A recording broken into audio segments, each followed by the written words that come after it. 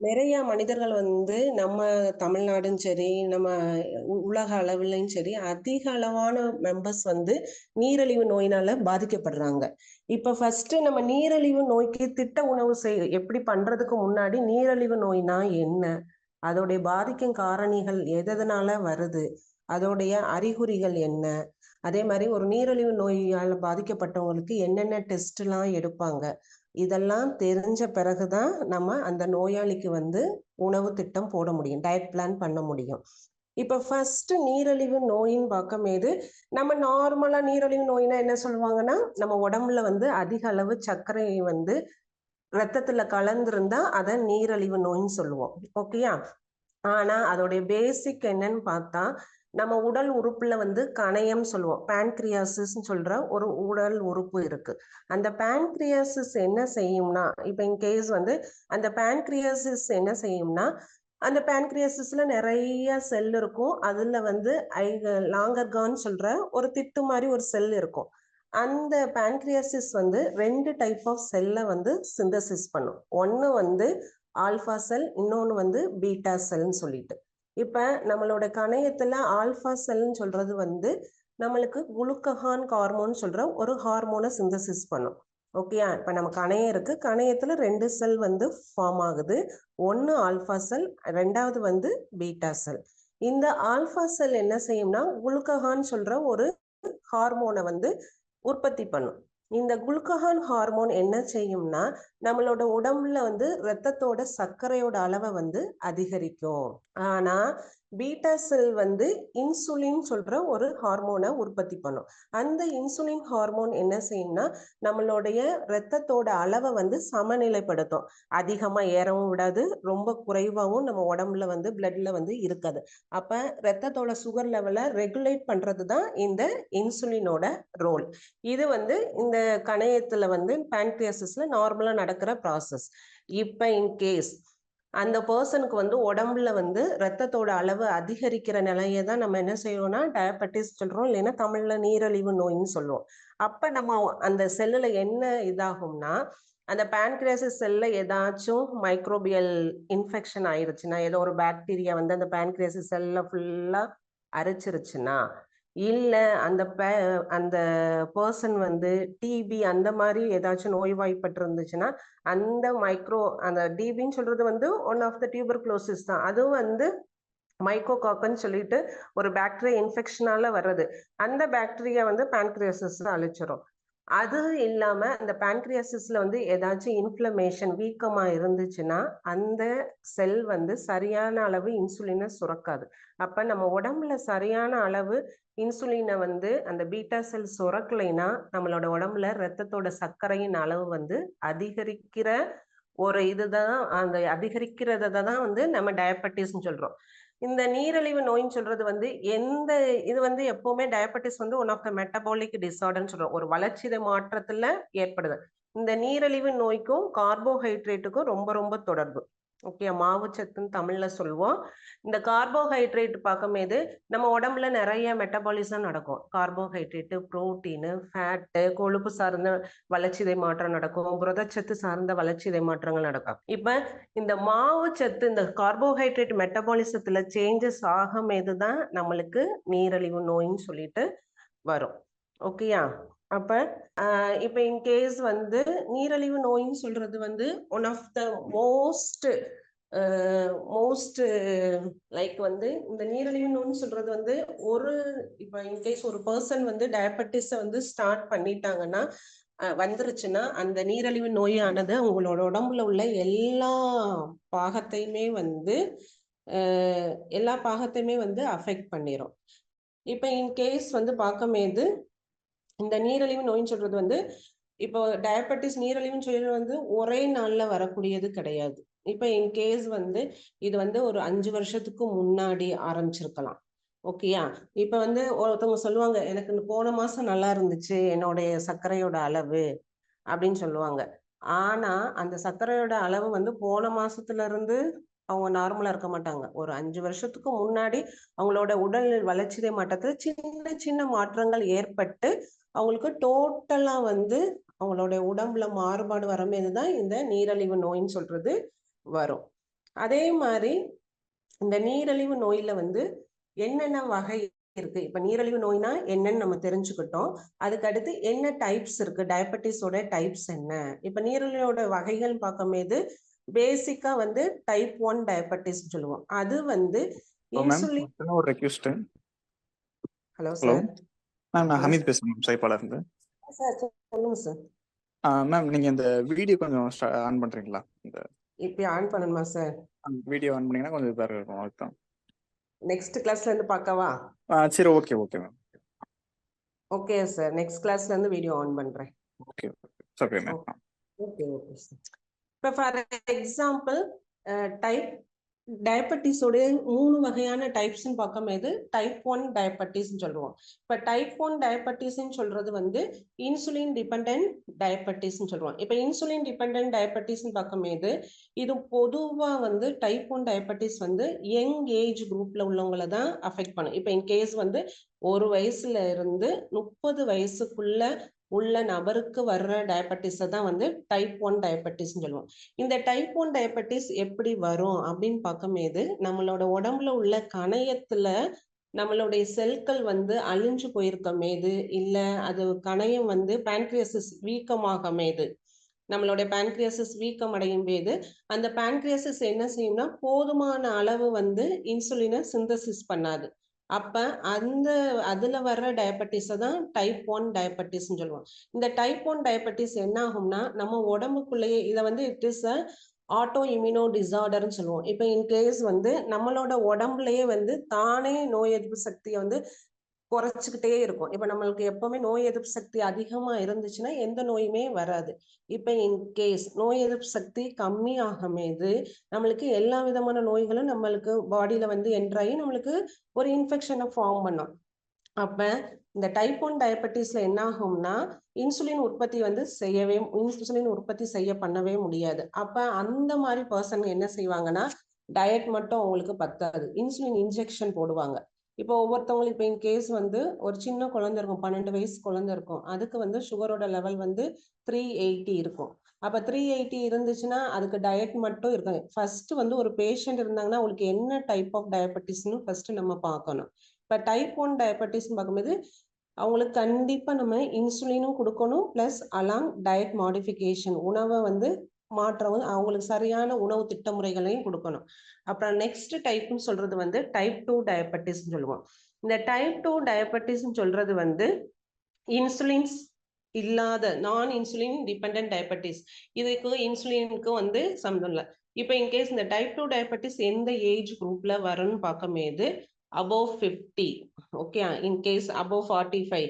ஆனா அந்த காலத்துல வந்து சாப்பாடு சாப்பிடும்போது above 45 50ல வந்துச்சு. ஆனா இந்த காலத்துல above 35க்கு மேலேயே வந்து இந்த டைப் 2 டயபெட்டிஸ் வந்துடும். இது எப்படின்னா நம்மளோட லைஃப் ஸ்டைல் மாடிஃபிகேஷன். இப்போ இன்கேஸ் வந்து ஒரே கார்போஹைட்ரேட் ரிச் ஃபுட்டா நம்ம சாப்பிட்டுட்டு இருக்க போது நம்மளுக்கு இந்த மாதிரி நோய்கள் வந்து வரக்கூடிய சான்சஸ் வந்து இருக்கு. அதே மாதிரி நெக்ஸ்ட் வந்து இந்த டைப் 2 டயபெட்டிஸ் வந்து நம்மளுக்கு இன்சுலின் இன்ஜெக்ஷன் போடணும்னு அவசியமே கிடையாது.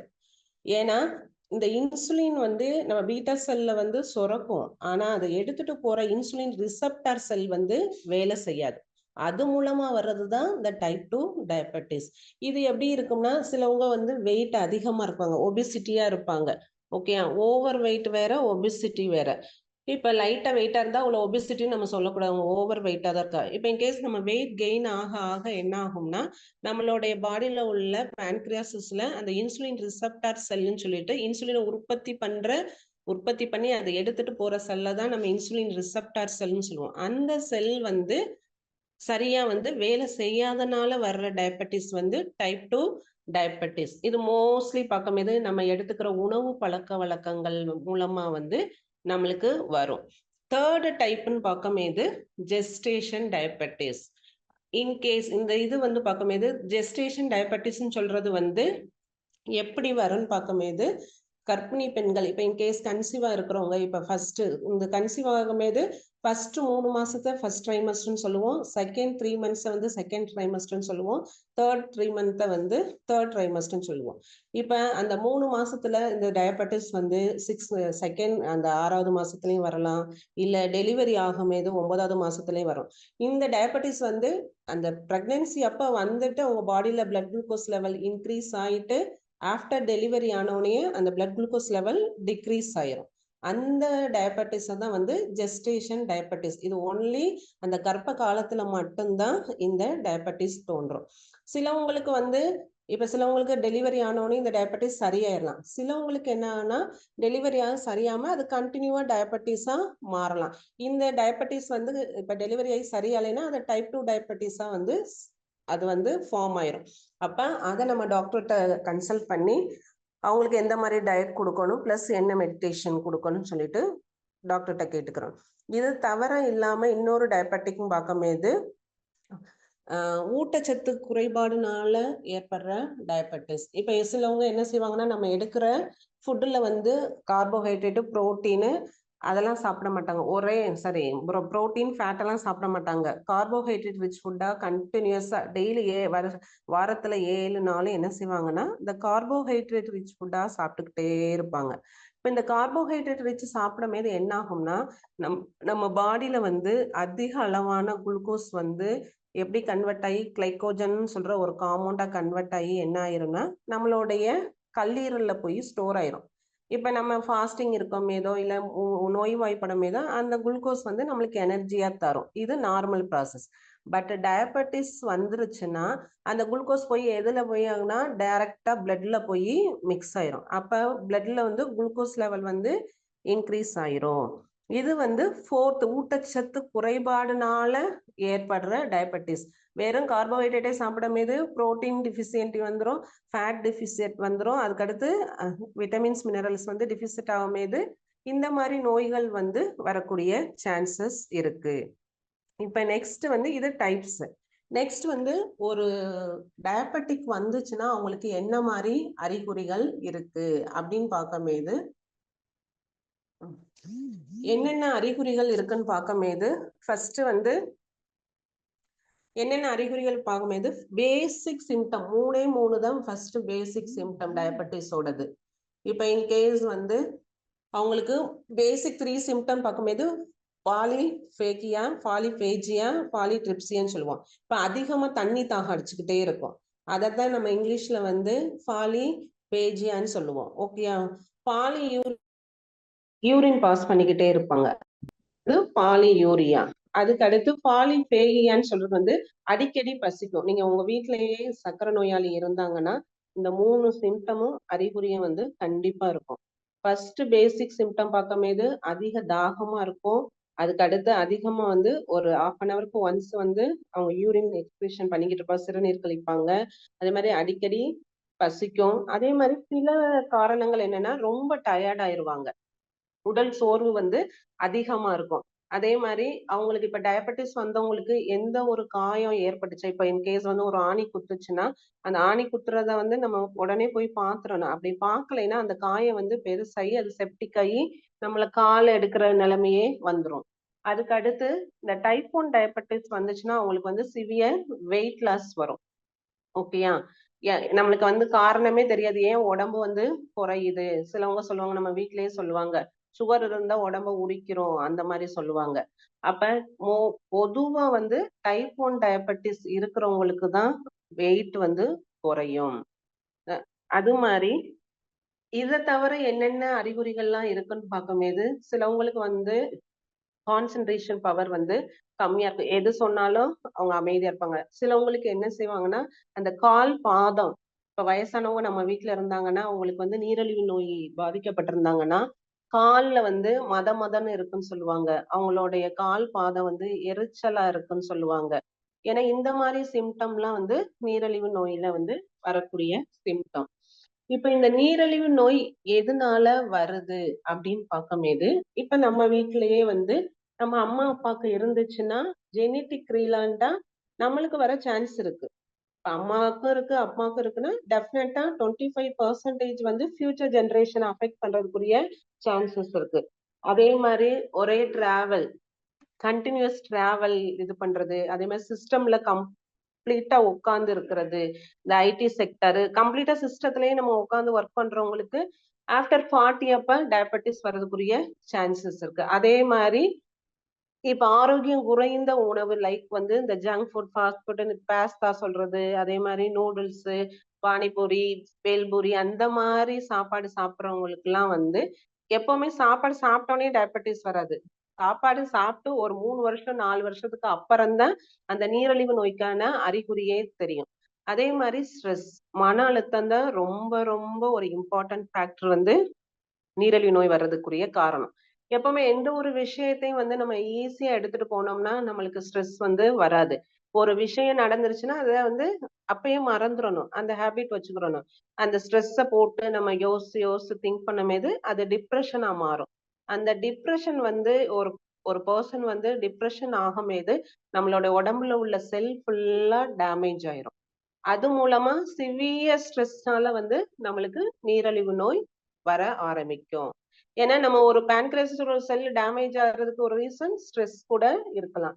அதே மாதிரி நிறைய இப்ப பாய்ஸ் எல்லாம் பார்க்கும்போது ஸ்மோக்கிங் அதிகமா பண்றது, அதே மாதிரி லைக் வந்து ஸ்மோக்கிங் அதிகமா எடுக்கிறது, ஆல்கஹால் கன்சம்ஷன் அதிகமா எடுக்கிறது, அது மாதிரி உள்ள பொருட்களை நம்ம எடுத்துக்கிற மீது, அதே மாதிரி புகையிலை அதிகமா எடுத்துக்கிற மீது இந்த நீரிழிவு நோய் வரும். அதே மாதிரி டாக்ஸிக் சப்ஸ்டன்ஸ், இப்ப நம்ம யூஸ் பண்ற உணவுப் பொருள்ல வந்து நிறைய டாக்ஸிக் சப்ஸ்டன்ஸ் இருக்கு. இப்ப இன்கேஸ் வந்து நம்ம வீட்ல சமைக்கிறோம், ஒரு அரிசியை வந்து வாஷ் பண்றோம். நம்ம என்ன செய்வோம், வேலைக்கு போறோம்னு சொல்லிட்டு அரிசியை ஒரே ஒரு தடவை மட்டும் வாஷ் பண்ணிடுவோம். ஆனா அந்த ஒரு தடவை வாஷ் பண்ணும்போது அரிசிலாம் அவ்வளவு நுரை இருக்கும். ஏன்னா நம்ம கல்டிவேஷன் அரிசியை கல்டிவேஷன் பண்ணும்போது நிறைய பெஸ்டிசைட்ஸ் உரம் போட்டிருப்பாங்க. அந்த உரம் வந்து அந்த அரிசியில படிஞ்சுதான் இருக்கும். அப்ப நம்ம வந்து அரிசியை நல்லா வந்து ஒரு 4 தடவை கழுவும் போதுதான் அந்த உரம் ஃபுல்லா போகும். அதே மாதிரி பருப்பும், நீங்க எந்த பருப்பு எடுத்தாலும் நீங்க வீட்லயே ஒரு ட்ரையல் பாருங்களேன். ஃபர்ஸ்ட் டைம்ல வந்து கொஞ்சோண்டு பருப்புல தண்ணி ஊத்துங்க, முறையா வரும். அந்த முறை என்னன்னு பார்க்கும்போது அது ஒரு டாக்ஸிக். சிலவங்க என்ன செய்வாங்கன்னா சரியா கழுவாம வாஷ் பண்ணாம அந்த மாதிரி குக் பண்ற ஹேபிட்னால அந்த பர்சனுக்கு வந்து என்ன ஆயிரும்னா அந்த பெஸ்டிசைடோ அந்த ஃபெர்டிலைசர் காம்பவுண்ட் வந்து நம்ம உடம்புல போய் சேர்ந்துரும். சேரும்போது இந்த மாதிரி நீரிழிவு நோய், அதே மாதிரி கார்டியோவாஸ்குலர் டிசீஸ் அந்த மாதிரி டிசீஸ் வரக்கூடிய சான்சஸ் வந்து அதிகமா இருக்கு. நெக்ஸ்ட் வந்து இப்ப வந்து பேசிக் ரிஸ்க் ஃபேக்டர்னு பார்க்கும்போது இப்ப டயபெட்டிஸ் இது வந்து நான் சொல்றது வந்து பேசிக் ரிஸ்க் ஃபேக்டர். இப்ப நம்ம ஒருத்தவங்களோட ஏஜ் வந்து அபோவ் 40க்கு மேல வந்துருச்சுன்னா அவங்களுக்கு டைப் 2 டயபெட்டிஸ் தான் வரும். நல்லா மைண்ட்ல வச்சுக்கோங்க. பிலோ 30க்கு கீழே இருக்கிறவங்களுக்கு வந்து டைப் 1 டயபெட்டிஸ் வரும். அதே மாதிரி ஏஜ் அபோவ் 40 இருந்துச்சுன்னா அவங்களுக்கு வந்து டைப் 2 டயபெட்டிஸ் வரும். அதே மாதிரி இன்ஆக்டிவ் லைஃப் ஸ்டைல்னு பார்க்கும்போது இப்ப இன்கேஸ் நம்ம என்ன செய்யறோம், இப்ப ஒரு ஸ்டூடெண்டா இருந்தோம்னா அம்மா சமைச்சு கொடுப்பாங்க, சாப்பிடுவோம், தூங்குவோம், எந்திரிப்போம். இதே வீட்டுல வேலை செய்யறவங்களா இருந்தா நம்ம அன்றாட வாழ்ல வந்து சமைக்கிறோம், பிள்ளைங்களை கவனிக்கிறோம். அதுதான் ஒரு ரொட்டேஷன். அப்ப நான் அதை தவிர வந்து நம்ம எந்த எக்ஸ்ட்ரா ஒர்க்கும் பார்க்கல. அதே மாதிரி எக்ஸசைஸ் அந்த மாதிரி நம்ம எதுவும் பண்ணல, வாக்கிங் ஜாக்கிங் எதுவுமே போகலைன்னா நம்மளோட லைஃப் ஸ்டைல் வந்து இன்ஆக்டிவ் லைஃப் ஸ்டைல்னால வந்து நம்மளுக்கு டயபெட்டிஸ் வரலாம். அதே மாதிரி ஒரு பர்சனுக்கு வந்து ரத்த அழுத்தம் அதிகமா இருந்துச்சுன்னா இப்ப கேட்பாங்க, சில பர்சன் கேட்பாங்க, இப்ப ரத்த அழுத்தம் இருக்கிறவங்களுக்கு டயபெட்டிஸ் வருமா? கண்டிப்பா ரத்த அழுத்தம் இருக்கிறவங்களுக்கு டயபெட்டிஸ் வரும். இப்ப ஒரு பர்சனுக்கு வந்து பிரஷர் வந்துருச்சுன்னா கார்டியோவாஸ்குலரும் வரும், டயபெட்டிஸும் வரும், அதே மாதிரி சிறுநீரக பாதிப்பு நோயும் வரும். இந்த மூணுமே வந்து ஒன்றுக்கொன்று தொடர்புடைய நோய்களாகும். இப்ப இன்கேஸ் பார்க்கும்போது நம்மளுடைய ரத்த அழுத்தம் வந்து அதிகமாகும்போது, நம்ம பாடியில ரத்த அழுத்தம் அதிகமாகும்போது அதிகப்படியான கொழுப்பு தான் நம்மளுடைய ரத்த குழாயில படிஞ்சிருக்கும். அந்த ரத்த குழாயில கொழுப்பு அதிகமா படியும்போது அந்த கொழுப்பு வந்து கொஞ்ச நாளுக்கு அப்புறம் சுகரா கன்வெர்ட் ஆகி நம்மளோட ரத்தத்தோட குளுக்கோஸ் லெவல அதிகப்படுத்தும். இன்னொரு ரிஸ்க் ஃபேக்டர் ஜெஸ்டேஷன் டயபெட்டிஸ் உங்களுக்கு சொல்லிட்டேன். அதுக்கு அடுத்தது வந்து impaired glucose tolerance. Impaired glucose டாலரன்ஸ்னா நம்ம ரத்தத்துல வந்து குளுக்கோஸ் அளவு அதிகமா இருக்கும். ஆனா அத வந்து அப்சர்வ் பண்ற கெப்பாசிட்டி வந்து நம்மளுக்கு இருக்காது. அதனால நம்மளுக்கு சுகர் வரக்கூடிய சான்சஸ் இருக்கு, டயபெட்டிஸ் வரக்கூடிய சான்சஸ் இருக்கு. அதே மாதிரி அப்நார்மல் பிளட் லிபிட் லெவல். இப்ப நம்ம சாப்பிட்ற சாப்பாடு, இப்ப ஒரு பேஷண்ட்டை நம்ம சொன்னோம்னா நீங்க நான்வெஜ்ஜே சாப்பிடாதீங்கன்னு சொல்லுவோம்.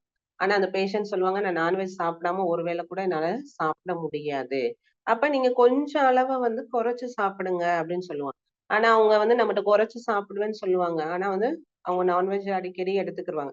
அப்ப நான்வெஜ் ஃபுட்டு வந்து அடிக்கடி எடுத்துக்கும் போது பிளஸ் வந்து கொலஸ்ட்ரால் லெவல் வந்து பிளட்ல வந்து அதிகமா இருக்கும். அப்ப நம்மளுக்கு பிளட்ல கொலஸ்ட்ரால் அதிகமா இருந்தாலும் அந்த கொலஸ்ட்ரால் வந்து எதா கன்வெர்ட் ஆகும்னா நம்மளுக்கு சுகரா தான் கன்வெர்ட் ஆகும், ரத்த சர்க்கரையா தான் கன்வெர்ட் ஆகும். அது மூலமா டயபெட்டிஸ் வரக்கூடியது இருக்கும். அதே மாதிரி நம்மளுடைய பிஎம்ஐ, இப்ப இன் கேஸ் வந்து பிஎம்ஐன்னு பார்க்கும்போது பாடி மாஸ் இண்டெக்ஸ்ன்னு சொல்லுவோம். இந்த பாடி மாஸ் இண்டெக்ஸ்ன்னு சொல்றது வந்து more over, body mass index சொல்றது வந்து நம்மளுடைய ஹைட்டு, வெயிட்டை வச்சு கால்குலேட் பண்றது. ஓகேயா? இப்ப நீங்க இப்ப ஒரு 18 வயசு பொண்ணு வந்து 50 kg இருக்காங்க. இப்ப height metre squared into weight divided by 100ன்னு போட்டு ஒரு ஃபார்முலா போட்டீங்கன்னா உங்களோட பிஎம்ஐ வந்து நார்மலா இருந்துச்சுன்னா 23 கிட்ட 23 வரையும் இருக்கிறது நார்மல். பிலோ 18 கீழே வந்துச்சுன்னா அந்த பேஷண்ட் வந்து அண்டர் வெயிட். அதே இது வந்து 25க்கு மேல பிஎம்ஐ ரேஞ்ச் போச்சுன்னா அவங்களுக்கு வந்து ஓவர் வெயிட். அபோவ் 30க்கு மேல அந்த பிஎம்ஐ ரேஞ்ச் போச்சுன்னா அதை வந்து ஒபிசிட்டின்னு சொல்லுவோம். ஆனா நம்ம இந்த காலத்துல என்ன செய்வாங்கன்னா கொஞ்சம் வெயிட் ஏறிட்டாலே அவங்கள என்னன்னு சொல்றோம், ஒபிசிட்டின்னு சொல்றோம். ஆனா இனிமேல் வெயிட் ஏறினா ஓவர் வெயிட்னு சொல்லணும். ஒபிசிட்டினா இன்கேஸ் 150 kg அந்த மாதிரி இருக்கிறவங்கள தான் ஒபிசிட்டின்னு நம்ம சொல்லணும். நெக்ஸ்ட் வந்து ஃபேமிலி ஹிஸ்டரி. நான் ஆல்ரெடி ஜெனட்டிக் வந்து நம்மளோட ஃபேமிலியில யாருக்காச்சும் டயபெட்டிஸ் இருந்துச்சுன்னா கண்டிப்பா வந்து அந்த ஃபியூச்சர் ஜெனரேஷனுக்கு வரக்கூடிய சான்சஸ் இருக்கு. நெக்ஸ்ட் இதை தவிர வேற என்னென்ன ரிஸ்க் ஃபேக்டர்னால இருக்கும் அப்படின்னு பார்க்கும்போது, இப்ப ஜென்ஸ்ன்னு பார்க்கும்போது கண்டினியூஸா சிகரெட் ஸ்மோக்கிங். இப்ப இன் கேஸ் வந்து சிகரெட்னு பார்க்கும்போது வந்து நம்மளுக்கு நீட்டமா ஒரு குச்சி மாதிரி தெரியும். ஆனா அந்த அந்த இதுல பார்க்கும்போது நிக்கோட்டின் சொல்ற ஒரு கெமிக்கல் சப்ஸ்டன்ஸ் இருக்கும். அந்த நிக்கோட்டின் தான் வந்து நம்மளோட பிரெயின்ல, இப்ப இன் கேஸ் வந்து நிறைய பேர் ஜென்ஸ்ல வந்து சிகரெட் ஸ்மோக் பண்ணும்போது ஸ்ட்ரெஸ் ரிலீவ் ஆகும். ஏன்னா அந்த நிக்கோட்டின் சப்ஸ்டன்ஸ் வந்து நம்ம பிரெயின்ல போய் நம்மளுடைய நர்வ்ஸ் எல்லாம் இது பண்ணி ரிலாக்ஸேஷன் ஹார்மோனை சிந்தசிஸ் பண்ணும். ஆனா அது இப்போதைக்கு ரிலீஃபா தெரியும். ஆனா அந்த நிக்கோட்டின் சப்ஸ்டன்ஸ் நம்ம உடம்புல படிஞ்சு அது கேன்சராகவும் மாறும். பிளஸ் நம்மளோட குளுக்கோஸோடைய கார்போஹைட்ரேட் மெட்டபாலிசத்தை மாத்தி டயபெட்டிக்காவும் மாறும். அதே மாதிரி நம்ம உடம்புல கொலஸ்ட்ரால் வந்து எல்டிஎல் கொலஸ்ட்ரால்னு சொல்லுவோம். Low density lipoprotein and high density லிப்போப்ரோட்டீனை ஹெச்டிஎல் கொலஸ்ட்ரால்னு சொல்லுவோம். நம்ம உடம்புல ஹெச்டிஎல் கொலஸ்ட்ரால் தான் அதிகமா இருக்கணும். அதிகமானா ஒரு 50 மில்லிகிராம். எப்ப எதுவுமே அளவுக்கு மீறினால் அமுதம் நஞ்சு. ஓகேயா? நம்ம உடம்புக்கு தேவையான அளவு மட்டும்தான் நம்மளுக்கு வந்து ஹெச்டிஎல் கொலஸ்ட்ரால் இருக்கணும். இதே இது வந்து எல்டிஎல் கொலஸ்ட்ரால் அதிகமா இருந்துச்சுன்னா அவங்களுக்கு வந்து இருதய சம்பந்த நோய்கள் வந்து கார்டியோவாஸ்குலர் டிசீஸ் வரக்கூடிய சான்சஸ் இருக்கு. அதே மாதிரி ஹெச்டிஎல் வந்து ரொம்ப அதிகமா இருந்துச்சுனாலுமே நம்மளுக்கு டயபெட்டிஸ் வரக்கூடிய சான்சஸ் இருக்கு. ஏன் எப்படி வரும்னா, அதிகமா இருந்தா நல்லது தானே மேம், ஏன் எப்படி வருதுன்னு சொன்னீங்கன்னா, இப்ப ஹெச்டிஎல்லும் ஒரு கொலஸ்ட்ரால். இந்த கொலஸ்ட்ரால் எதா கன்வெர்ட் ஆகும்னா குளுக்கோஸா தான் கன்வெர்ட் ஆகும். ஓகேயா? அது மூலமா ரத்தத்தோட சர்க்கரை அளவு அதிகமாகும். அதே மாதிரி பிசிக்கல் இன்ஆக்டிவிட்டி. இப்ப இன்கேஸ் வந்து நம்ம எந்த ஒரு எக்ஸசைஸ், உடல் பயிற்சி எதுவுமே நம்ம செய்யாம இருந்தோம்னா நம்ம உடம்புல வந்து ரத்தத்தோடைய குளுக்கோஸ் சர்க்கரையின் அளவை வந்து சமநிலைப்படுத்த முடியாது. எப்பவுமே நம்ம வாக்கிங் போகும்போது செருப்பு போட்டுதான் போவோம். ஆனா நம்ம செப்பல் இல்லாம தான் வாக்கிங் நடக்கணும். நம்மளுடைய பாதம் வந்து புஷ் பண்ணி இருக்கணும். அதே மாதிரி ஜாக்கிங்கோ வாக்கிங்கோ இல்ல ஒர்க் அவுட் எதுனாலுமே ஒரு பிசிக்கல் எக்ஸசைஸ் இருக்கணும். எந்த மெடிடேஷனாலுமே இருக்கணும். ஓகேயா? எதுவுமே இல்லாம இருக்கிறது நல்லது கிடையாது. அதே மாதிரி ஹை ட்ரைகிளிசரைடு.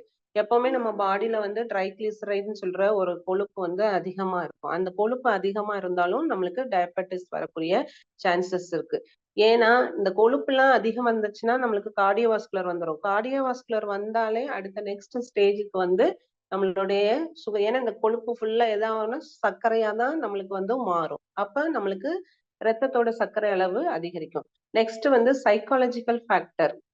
ஓகே. இப்ப மனநல இப்ப இன்கேஸ் வந்து ஒரு டிப்ரெஷனோ, இல்ல இன்கேஸ் வந்து அலோனா ஃபீல் பண்றது, அந்த மாரி இருக்கிறவங்களுக்கு வந்து சைக்காலஜிக்கல் டிஸார்டர் மூலமா வந்து டயபெட்டிஸ் வரக்கூடிய சான்சஸ். ஏன்னா சிவியர் ஸ்ட்ரெஸ் வந்து ஆகும்போது நம்மளோட உடம்புல உள்ள செல் வந்து டேமேஜ் ஆகும். எஸ்பெஷலி பேன்கிரியாசிஸ் செல் வந்து டேமேஜ் ஆகும்போது வரக்கூடிய சான்சஸ் இருக்கு.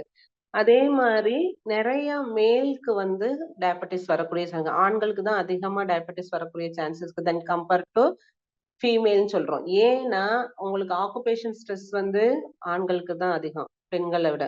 இப்ப மோர் ஓவர் வந்து இப்போ வொர்க்கிங் விமன் பார்க்கும்போது கம்மி அவங்களோட ஒர்க் லோட் வந்து கம்மியா தான் இருக்கும். அவங்க ஸ்ட்ரெஸ்ஸ காட்டிலும். ஓகேயா? அதே மாரி ஒபிசிட்டி இருந்தாலும் வரும். நெக்ஸ்ட் வந்து போஸ்ட் மெனோபாசல் ஸ்டேட். இப்ப இன் கேஸ் வந்து ஒரு 50 வயசுக்கு மேல ஓகே 50 இல்லைன்னா ஒரு 55 வயசுக்கு மேல என்னன்னா நம்மளுக்கு பீரியட் ஸ்டாப் ஆயிரும். பீரியட் ஸ்டாப் ஆகும்போது நம்மளுக்கு ஈஸ்ட்ரோஜன் ஹார்மோன் நம்ம உடம்புல வந்து சிந்தசிஸ் பண்ண முடியாது. அந்த ஸ்டேட்டை தான் வந்து that is called post menopausal ஸ்டேஜ்னு சொல்றோம். இப்ப இன் கேஸ் வந்து நம்மளுக்கு ஈஸ்ட்ரோஜன் ஒரு ஹார்மோன் பெண்களுக்கு வந்து நம்மளுக்கு பீரியட் வர்றது ரொம்ப ரொம்ப நல்லது. அதனாலதான் ஆண்களுக்கு அதிகமான நோய்கள் வருதுன்னு சொல்றது. இப்ப நீங்க ஒரு 55 வயசு வரையும் உங்களுக்கு பீரியட்ஸ் வரும்போது நம்ம பாடியில உள்ள ஈஸ்ட்ரோஜன் ஹார்மோன் என்ன செய்யும்னா நம்மளோட உடம்புல உள்ள கொலஸ்ட்ரால் லெவலை ரெகுலேட் பண்ணும், பிளஸ் ரத்தத்தோட சர்க்கரையின் அளவை ரெகுலேட் பண்ணும், சமநிலைப்படுத்தும். இப்போ ஒன்ஸ் வந்து பீரியட் ஸ்டாப் ஆயிருச்சு அப்படின்னு பாக்குற ஸ்டேட்டை தான் போஸ்ட் மெனோபாசல் ஸ்டேட்டஸ் சொல்றோம். இந்த போஸ்ட் மெனோபாசல் ஸ்டேட்ஸ்ல வந்து என்ன ஆகும்னா நம்ம ஈஸ்ட்ரோஜன் ஹார்மோன் சிந்தசிஸ் உற்பத்தி பண்ணாது. அப்ப அந்த நேரத்துல வந்து சுகர் லெவல் இன்க்ரீஸ் ஆகும், பிளஸ் கொலஸ்ட்ரால் லெவல் இன்க்ரீஸ் ஆகும், அந்த மாதிரி இருக்கும். அனதர் ஒன் வந்து இன்னும் இதுக்கு அடுத்து எந்த ரிஸ்க் ஃபேக்டர்னால வருதுன்னு பார்க்கும்போது நிறைய வந்து சுகர் இன்டேக். இப்போ ஒரே ஸ்வீட் சாப்பிட்டுட்டே இருக்கிறது, அந்த ஸ்வீட் உடனே சாப்பிட்டோம்னா சுகர் வராது, அது கண்டினியூஸா ஒரு 4 இயர்ஸ் 5 இயர்ஸ் சாப்பிடுறது. அதே மாதிரி டயட்ரி ஃபைபர் கம்மியா எடுத்துக்கிறது, அந்த மாதிரி கண்டிஷன்ஸ். இப்ப இன்கேஸ் என்ன செய்வாங்கன்னா காய்கறி சாப்பிட மாட்டாங்க, கீரை சாப்பிட மாட்டாங்க, பழங்கள் சாப்பிட மாட்டாங்க, ஒரே நான்வெஜ் சாப்பிடுவாங்க. அந்த மாதிரி பர்சனுக்கு வரக்கூடிய சான்சஸ் இருக்கும். அதே மாதிரி ஸ்ட்ரெஸ் எதனால வருது? சிலவங்களுக்கு வந்து ஒரு ஆக்சிடென்ட் ஆயிரலாம், இல்ல ஒரு சர்ஜரி பண்ணிருக்கலாம். அந்த மாதிரி கண்டிஷனுக்கு அவங்களுக்கு வந்து உடம்பு வந்து பலவீனமா இருக்கும். அப்ப அந்த கண்டிஷன்ல வந்து அவங்களுக்கு உள்ள செல்கள் வந்து டேமேஜ் பண்ணும்போது அவங்களுக்கு ஸ்ட்ரெஸ் வரக்கூடிய சான்சஸ் இருக்கு. அதே மாதிரி ப்ரொலாங்டு மால் நியூட்ரிஷன். இப்ப என்ன செய்வாங்கன்னா 8 வயசு பிள்ளைக்குள்ள வெயிட் இருக்காது, உடல் எடை இருக்காது, பிளஸ் ஹைட் இருக்காது. அந்த ஹைட் இல்லாததுதான் நம்மளுக்கு வந்து மால் நியூட்ரிஷன் சொல்றோம். மால் நியூட்ரிஷன் சொல்றது வந்து ஊட்டச்சத்து குறைபாடுனால உடல் எடையும் அவங்களுடைய ஹைட் வந்து அஃபெக்ட் ஆகுற கண்டிஷனை தான் நம்ம மால் நியூட்ரிஷன்னு நம்ம சொல்லுவோம்.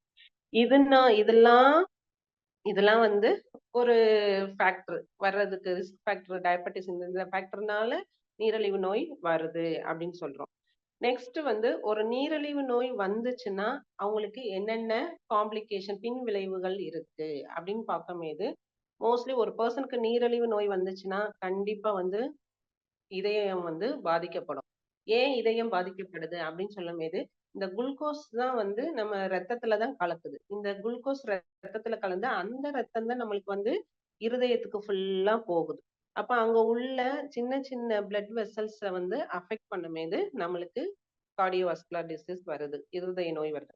நெக்ஸ்ட் கண் நோய். அத வந்து நம்ம ரெட்டினோபதி, டயபெட்டிக் ரெட்டினோபதின்னு சொல்லுவோம். இப்ப என்ன செய்யும்னா நம்ம கண்ணுல வந்து உங்களுக்கே தெரியும் கண்ணு லென்ஸ்ல தான் பிளட் இருக்கும், ஒயிட்ல வந்து பிளட் சப்ளை இருக்காது. ஓகேயா? அப்ப அந்த பிளட் சப்ளை போற ரெட்டினா பார்ட்ல வந்து ரத்தம் சர்க்கரையோட அளவு அதிகமா உள்ள பிளட் வந்து நம்ம கண்ணுக்குள்ள செலுத்த போகும்போது என்ன ஆகும்னா அந்த கண் பார்வை வந்து அஃபெக்ட் ஆகும். ஃபர்ஸ்ட் மங்களா தெரியும். நீங்களே நிறைய பேர் பார்த்திருப்பீங்க உங்க வீட்லயே. இந்த நீரிழிவு நோயால் பாதிக்கப்பட்டவங்களுக்கு பார்த்தா கண்ணு வந்து மங்களா தெரியுதுமா அப்படின்னு சொல்லுவாங்க. அப்படியே கொஞ்சம் கொஞ்சமா இது பண்ணி கடைசியில பார்வையை இழந்துருவாங்க. அந்த வர்ற கண்டிஷனை தான் டயபெட்டிக் ரெட்டினோபதின்னு சொல்லுவோம். அது தவிர இந்த சிறுநீரக கோளாறும் வந்து டயபெட்டிக் நியூரோபதின்னு சொல்லுவோம், நெஃப்ரோபதின்னு சொல்லுவோம். அது மூலமா வந்து நீரிழிவு நோய் வந்துச்சுன்னா அந்த சிறுநீரகத்துக்கு போற பிளட் மூலமா சிறுநீரகங்கள்ல வந்து பாதிக்கப்படும். ஏன்னா நம்ம சிறுநீரகம் ஏன் டயபெட்டிக் பாதிக்கப்படுதுன்னா அடிக்கடி நம்ம யூரின் போய்கிட்டு இருக்கிறது. அது வந்து ஒரு பேசிக் சிம்டம்னு ஆல்ரெடி சொல்லியிருக்கேன். அப்ப அடிக்கடி யூரின் போய்க்கிட்டே இருக்கும்போது கிட்னி வேலை செஞ்சு செஞ்சு என்ன ஆயிரும், டயர்ட் ஆயிரும். அது வந்து யூரினை ஃபில்டர் பண்ணி வெளியில அனுப்பி தேவையானதெல்லாம் அப்சர்வ் பண்ணி மறுபடியும் ஸ்டோர் பண்ணி மறுபடியும் அவங்களுக்கு வந்து 1 மணி நேரத்துக்கு ஒரு தடவை இந்த வேலையை கண்டினியூஸா செஞ்சுட்டு இருக்கும்போது அந்த சிறுநீரகமானது என்ன ஆயினா அஃபெக்ட் பண்ணிரும். ஓகேயா? அது மூலமா உங்களுக்கு டயபெட்டிக் நெப்ரோபதி வரலாம். அதே மாதிரி நரம்பு கோளாறு. ஒன்ஸ் டயபெட்டிஸ் வந்துச்சுன்னா நீங்க வந்து உங்க வீட்ல உள்ள பெரியவங்களுக்கே கேளுங்க.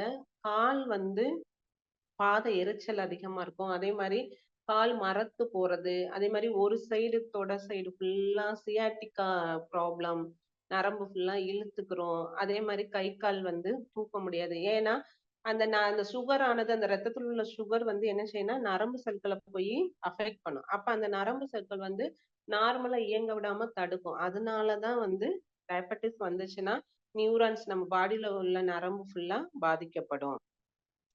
இந்த டயபெட்டிஸ் வந்துச்சுன்னா எப்படி வந்து பரிசோதிக்கலாம்? என்னென்ன முறைகள் மூலமா இப்ப நான் உங்களுக்கு சொல்லிட்டேன். டயபெட்டிஸ்னா என்னன்னு சொல்லிட்டேன். என்ன டைப் இருக்கு, பிளஸ் எப்படி அறிகுறிகள் இருக்கும், எதனால வருது எல்லாம் சொல்லியாச்சு. இப்போ ஒரு டயபெட்டிஸ் வந்தவங்களுக்கு எப்படி டயக்னோசிஸ் பண்றது? இப்ப நார்மலா நம்ம ஹாஸ்பிட்டல்ல போனா டயபெட்டிஸ் வந்துச்சுன்னா காலையில எம்டி ஸ்டொமக்ல பிளட் எடுப்பாங்க. அந்த சுகர் லெவல தான் ஃபாஸ்டிங் சுகர் டெஸ்ட்ன்னு சொல்லுவோம். ஓகே, எதுவுமே தண்ணி குடிக்காம நீங்க நைட்டு 10 மணிக்கு நைட்டு 10 மணிக்கு தண்ணி குடிச்சிடணும். வித்தவுட் வாட்டர் எந்த இதுவுமே சாப்பிடக்கூடாது. ஓகேயா? சாப்பிடாம எம்டி ஸ்டொமக்ல உங்களோட வெயின்ல வந்து பிளட் எடுப்பாங்க. அது மூலமா சுகரை டெஸ்ட் பண்ணுவோம். எப்பவுமே ஃபாஸ்டிங் பிளட் குளுக்கோஸ் லெவல் வந்து எவ்வளவு இருக்கணும்னா 70 to 110 இருக்கணும் நார்மலா. இப்ப என் கேஸ் சொல்லுவாங்க பிளட் சுகர் இருக்கிறவங்க, இப்ப நீரிழிவு நோய் உள்ளவங்களுக்கு வந்து பாதிக்கப்பட்டவங்களுக்கு ஃபாஸ்டிங் பிளட் சுகர் லெவல் பார்க்கும்போது 200 150 அந்த மாதிரி இருக்கும். ஓகேயா? அப்ப நார்மலா எவ்வளவு இருக்கணும்னா 70 to 110 mmHg வந்து இருக்கணும். அது தவிர இல்லாம இந்த செகண்ட் டெஸ்ட் வந்து ஓரல் குளுக்கோஸ் டாலரன்ஸ் டெஸ்ட்னு சொல்லுவோம். அதை தமிழ்ல வந்து தாக சோதனைன்னு சொல்லுவாங்க. இது எப்படி இருக்குன்னா அது எப்படி செய்வாங்கன்னா ஜஸ்ட் வந்து நீங்க குளுக்கோஸ் பவுடர் வாங்குறீங்கல்ல, நம்ம எனர்ஜிக்கு குளுக்கோஸ் இருக்கிறோம்ல, அதுல வந்து 75 ml குளுக்கோஸ் பவுடரை ஒரு கிளாஸ் தண்ணி எடுத்துக்கிடுவாங்க. அதுல 70 ml வாட்டர் எடுத்து 1 டீஸ்பூன் குளுக்கோஸை வந்து மிக்ஸ் பண்ணி குடிக்க சொல்லுவாங்க. குடிச்ச பிறகு எவ்வளவு சுகர் லெவல் இன்க்ரீஸ் ஆகுது பிஃபோர் செக் பண்ணிடுவாங்க. இந்த குளுக்கோஸ் குடிச்ச பிறகு அவங்க பாடியில எந்தவித மாற்றங்கள் இருக்கு அப்படின்னு சொல்ற இதுதான் வந்து ஓரல் குளுக்கோஸ் டெஸ்ட். அடுத்தது செகண்ட் ஒன் வந்து HbA1c டெஸ்ட். இதுதான் இப்ப ரீசெண்டா நம்ம எந்த ஹாஸ்பிட்டல்ல போனாலுமே நம்ம சுகரை கன்ஃபார்ம் பண்ற டெஸ்ட் எதுன்னு கேட்டாங்கன்னா HbA1c டெஸ்ட் தான். இந்த HbA1c டெஸ்ட் வந்து எதுல பார்ப்பாங்கன்னா நம்மளுடைய பிளட்ல தான் பார்ப்பாங்க. இது எப்படி இருக்குன்னா நம்ம கடந்த இந்த டெஸ்ட் எது பண்ணுவாங்கன்னா கடந்த 3 மாசத்துல நம்மளோட சுகர் லெவல்ல ஒரு சராசரியை காட்டுற டெஸ்ட் தான் இந்த HbA1c டெஸ்ட். இன்னைக்கு இருக்கிறத காட்டாது. ஒரு 3 மாசத்துக்கு முன்னாடில இருந்து இப்ப ஜூன் ஜூலை ஆகஸ்ட் இந்த 3 மாசத்தோடைய சராசரி சுகர் லெவல் வந்து நம்ம பாடியில எவ்வளவு இருந்துச்சுன்னு சொல்ற டெஸ்ட் HbA1c டெஸ்ட். இந்த HbA1c டெஸ்ட் எவ்வளவு இருக்கணும்? நார்மலா பார்க்கும்போது 7க்கு கீழே இருக்கணும். அபோவ் 7க்கு மேல போச்சுன்னா அவங்க பார்டர் லைன்ல டயபெட்டிக்ல இருக்காங்க. டயபெட்டிஸ் வந்துருச்சு, அவங்களுக்கு 140யோ 150யோ இருக்காங்க. அதே இது வந்து 7க்கு லைக் வந்து 8 to 9 இருக்காங்கன்னா மாடரேட் லெவல்ல இருக்காங்க. அதே இது வந்து அபோவ் 10க்கு மேல போயிருச்சுன்னா அவங்களுடைய குளுக்கோஸ் லெவல் வந்து 500க்கு மேல இருக்கணும். அப்ப டாக்டர் வந்து ஒரு கன்ஃபர்மேட்டரி டெஸ்ட், இப்ப எனக்கு சுகர் இருக்கா இல்லையான்னு எப்படி நான் கன்ஃபார்ம் பண்ணுவேன்னா இந்த HbA1c டெஸ்ட்டை வச்சுதான் கன்ஃபார்ம் பண்ணுவேன். அந்த HbA1c டெஸ்ட் வந்து 7க்கு கீழே இருக்கணும். 6.5 இருந்தாலும் அவங்க பார்டர் லைன்ல தான் சுகரோட கண்டிஷன் இருக்கும். ஓகேயா? அப்ப பிலோ 7 இருந்தாதான் இந்த பர்சன் வந்து நார்மலா இருக்காங்க. அபோவ் 7 போகும்போது அவங்களுக்கு வந்து டயட்டும் பிளஸ் மெடிடேஷனும் நீடட். அதே இது அபோவ் 10ன்னு போகும்போது அவங்களுக்கு என்ன மாதிரி நோயெல்லாம் வருதுன்னா நான் சொன்னது டயபெட்டிக் நியூரோபதி, நெப்ரோபதி அந்த மாதிரி கண்டிஷன்ஸ் எல்லாம் அஃபெக்ட் ஆகும். அவங்களுக்கு சிறுநீரகம் அபோவ் 10க்கு மேல HbA1c 10க்கு மேல போச்சுன்னா அவங்களுடைய இதயம் அஃபெக்ட் ஆகலாம், சிறுநீரகம் அஃபெக்ட் ஆகலாம், அவங்களுடைய பார்வைகள்ல வந்து குறைபாடுகள் ஏற்படலாம். இந்த டெஸ்ட் ஃபுல்லாமே இது வந்து நம்ம டயபெட்டிஸ் இருக்கா இல்லையான்னு பாக்குற டெஸ்ட். இப்ப நம்ம எல்லாமே பார்த்துட்டோம். இப்ப நல்லா உங்களுக்கு தெரிஞ்சிருச்சு. டயபெட்டிஸ்னா பேசிக் திங்ஸ் ஃபுல்லா தெரிஞ்சிருச்சு. இதுதான் டயபெட்டிஸ். டயபெட்டிஸ்னா என்னன்னு தெரியும், டைப்ஸ் என்னன்னு தெரியும், அது அறிகுறிகள் எதனால வருதுன்னு தெரியும், என்னென்ன ரிஸ்க் ஃபேக்டர்னால டயபெட்டிஸ் வருதுன்னு தெரியும். அதுக்கு அடுத்து வந்து நம்ம பார்த்தது வந்து என்ன எப்படி டயக்னோசிஸ் பண்றோம், எப்படி பரிசோதிக்கிறோம் ஒருத்தவங்க டயபெட்டிஸ் வந்துச்சுன்னா. இப்பதான் நம்ம இதெல்லாம் தெரிஞ்ச பிறகுதான் நம்ம டயட் மேனேஜ்மெண்ட் போகணும். உணவு திட்டம் எப்படி வந்து இப்ப நம்ம நீரிழிவு நோயின்னு சொன்னனாலே அதுக்கு ஒரு பிரின்சிபல் இருக்கும். ஒரு பேசிக்கா வந்து இப்படிதான் டயட் கொடுக்கணும் அப்படின்னு கொடுக்கணும். பேசிக் பிரின்சிபல் எப்படி வந்து நீரிழிவு நோய்க்கான உணவு திட்டம் கொடுக்குறோம்னா, அவங்களுக்கு எப்பவுமே குறைந்த அளவு கார்போஹைட்ரேட் உணவு கொடுக்கணும். Low calorie diet, low carbohydrate. நல்லா கேட்டுக்கோங்க. பேசிக் திங் வந்து லோ கார்போஹைட்ரேட், மாவுச்சத்து பொருள் வந்து குறைவா கொடுக்கணும். அதே மாதிரி லோ கலோரி டயட் கொடுக்கணும். ஏன்னா எனர்ஜி அதிகமா உள்ள டயட் கொடுக்க கூடாது. அதே மாதிரி குறைந்த அளவு கொலஸ்ட்ரால், கொழுப்பு சார்ந்த பொருட்களை வந்து குறைந்த அளவு கொடுக்கணும். அந்த கொழுப்பு சார்ந்த பொருட்களை வந்து எப்படி கொடுக்கணும்னா, இப்ப குறைந்த அளவு கொடுக்குறோம், அதை எப்படி கொடுக்கணும்னா, அதை நார்மலா பாலி அன்சாச்சுரேட்டட் ஃபேட்டி ஆசிட்னு சொல்லுவோம். இப்ப இன்கேஸ் நீங்க ஃபேட்டே கொடுக்க கூடாதுன்னு சொல்றீங்க, நான்வெஜ் சாப்பிடக்கூடாதுன்னு சொல்றீங்க, நான்வெஜ்ல ஃபிஷ் எடுத்துக்கலாம். ஓகேயா? இப்ப ஃபிஷ்ன்னு பார்க்கும்போது அதுல வந்து பாலிஅன்சாச்சுரேட்டட் ஃபேட்டி ஆசிட் வந்து அதிகமா இருக்கும். அந்த மாதிரி உணவுகளை வந்து எடுத்துக்கலாம். அதே மாதிரி நார்ச்சத்து அதிகமா உள்ள கீரை, பழங்கள், காய்கறிகள், ஹை ஃபைபர் டயட் வந்து கொடுக்கணும். ஓகேயா? First low calorie, low carbohydrate, low cholesterol கொடுக்கணும். அதே மாதிரி high polyunsaturated fatty acid rich food கொடுக்குறோம். ஃபைபர், நார்ச்சத்து அதிகமா உள்ள பொருள் கொடுக்கணும். அதே மாதிரி ஹை விட்டமின்ஸ், மினரல்ஸ் கொடுக்கணும். அதே மாதிரி எப்பவுமே நீரிழிவு நோய்க்கு வந்து சால்ட் ரெஸ்ட்ரிக்டட், இப்ப சால்ட்ல சோடியம் குளோரைடு தான் இருக்கும். அப்ப சால்ட் ரெஸ்ட்ரிக்டட் டயட் தான் கொடுக்கணும். அதே மாதிரி இந்த சால்ட்ன்னு பார்க்கும்போது ஒரு நாளைக்கு யூஸ் பண்ண நார்மலா ஒரு நாளைக்கு 6 கிராம் சால்ட் யூஸ் பண்ணணும். இவங்களுக்கு டயபெட்டிஸ் பேஷண்ட்டுக்கு பார்க்கும்போது 4 கிராம் சால்ட் வந்து கொடுக்கணும். அதே மாதிரி நிறைய பிளெண்டி ஆஃப் வாட்டர் வந்து நிறைய தண்ணி நிறைய குடிக்கணும். இப்போ ஒரு நாளைக்கு வாட்டர் இன்டேக்னு பார்க்கும்போது 3 to 4 லிட்டர் வாட்டர் வந்து பெர் டே வந்து நம்ம குடிக்கணும். ஆனா நம்ம என்ன செய்வோம், ஒரு நாளைக்கு எல்லாரும் யோசிச்சு பாருங்க, ஒரு நாளைக்கு 8 கிளாஸ் வாட்டர் நீங்க குடிக்கிறீங்களான்னு. மினிமம் 8 கிளாஸ் நீங்க குடிக்கிறீங்களான்னு.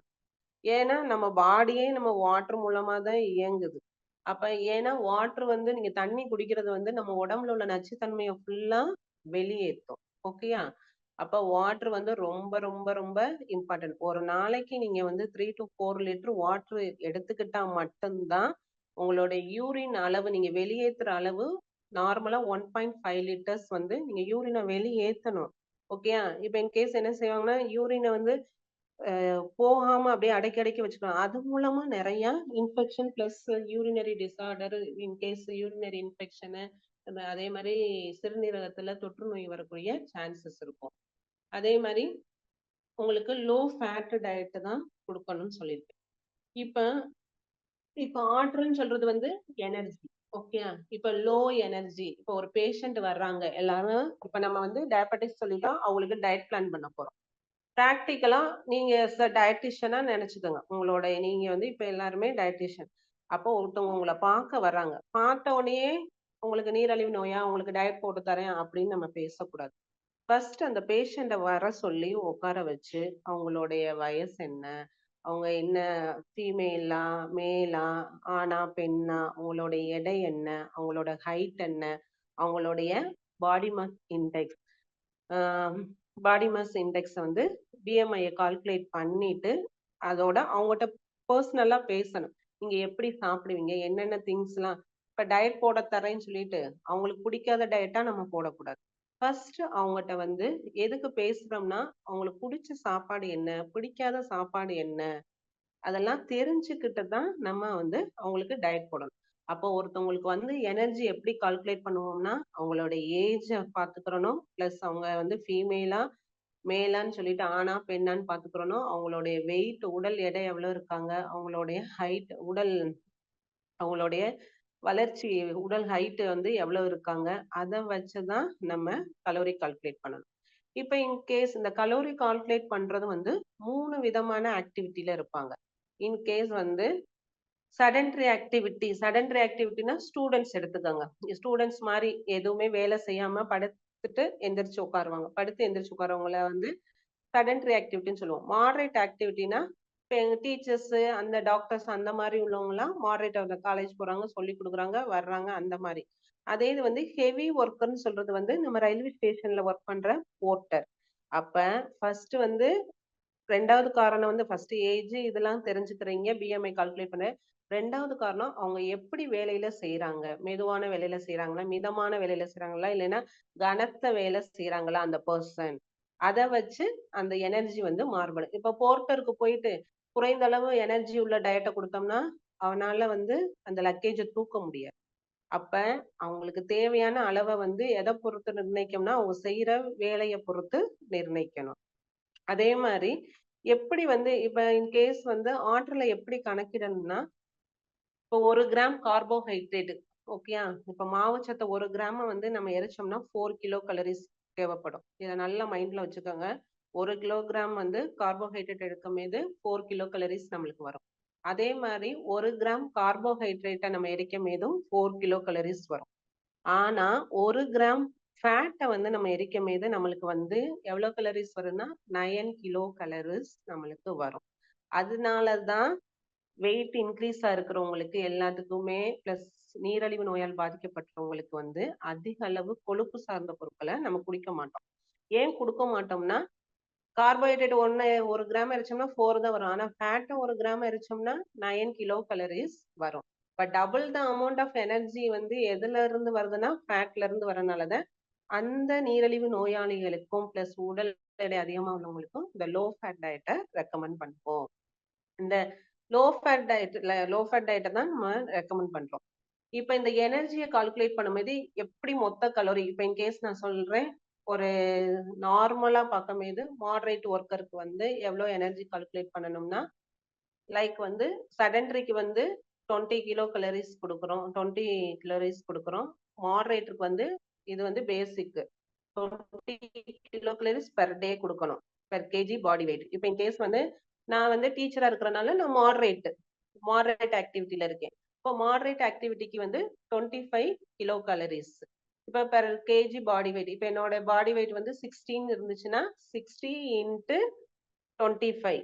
அதே மாதிரி அவங்களோட வெயிட் இன்ட்டு மாடரேட்னு வந்தாலே கண்ணை மூடிட்டு 25னால மல்டிப்ளை பண்ணிடணும்.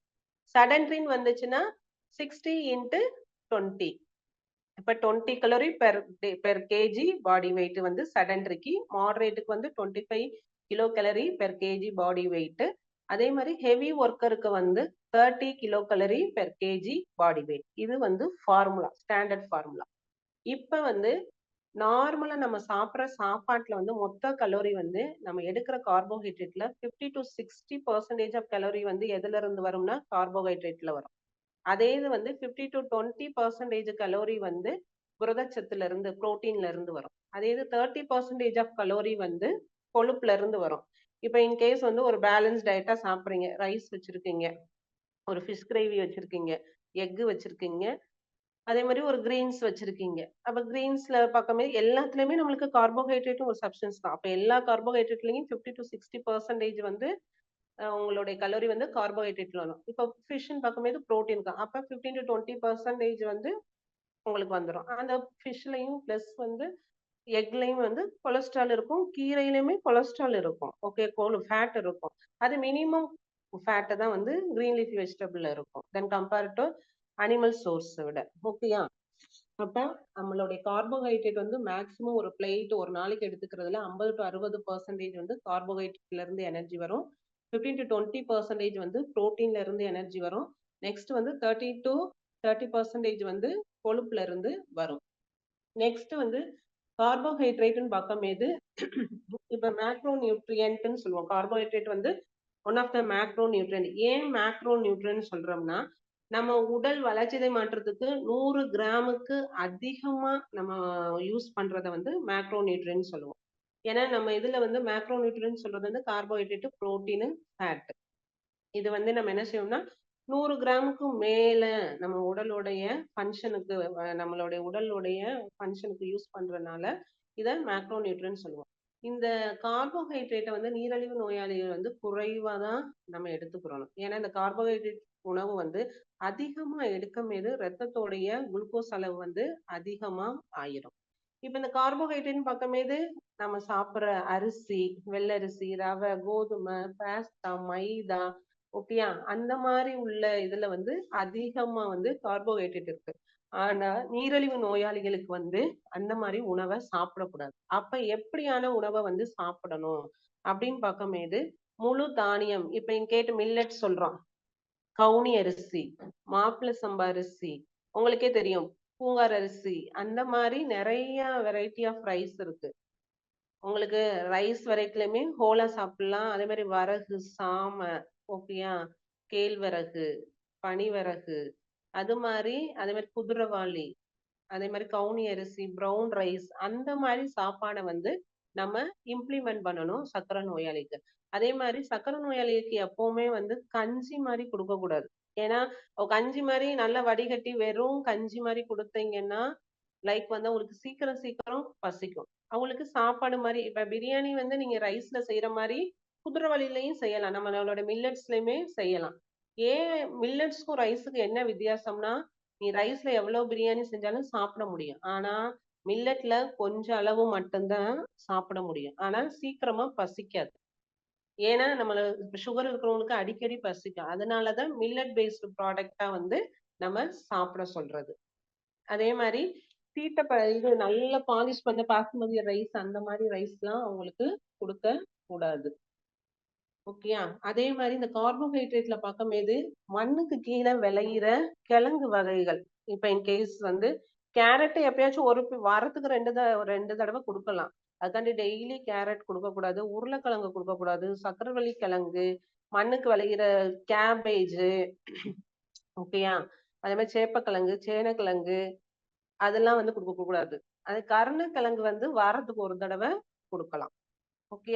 ஏன் அப்ப நீங்க சொல்லலாம், மேம் கிழங்கு அது மட்டும் எப்படி கொடுக்கறது அப்படின்னு கேட்கலாம்.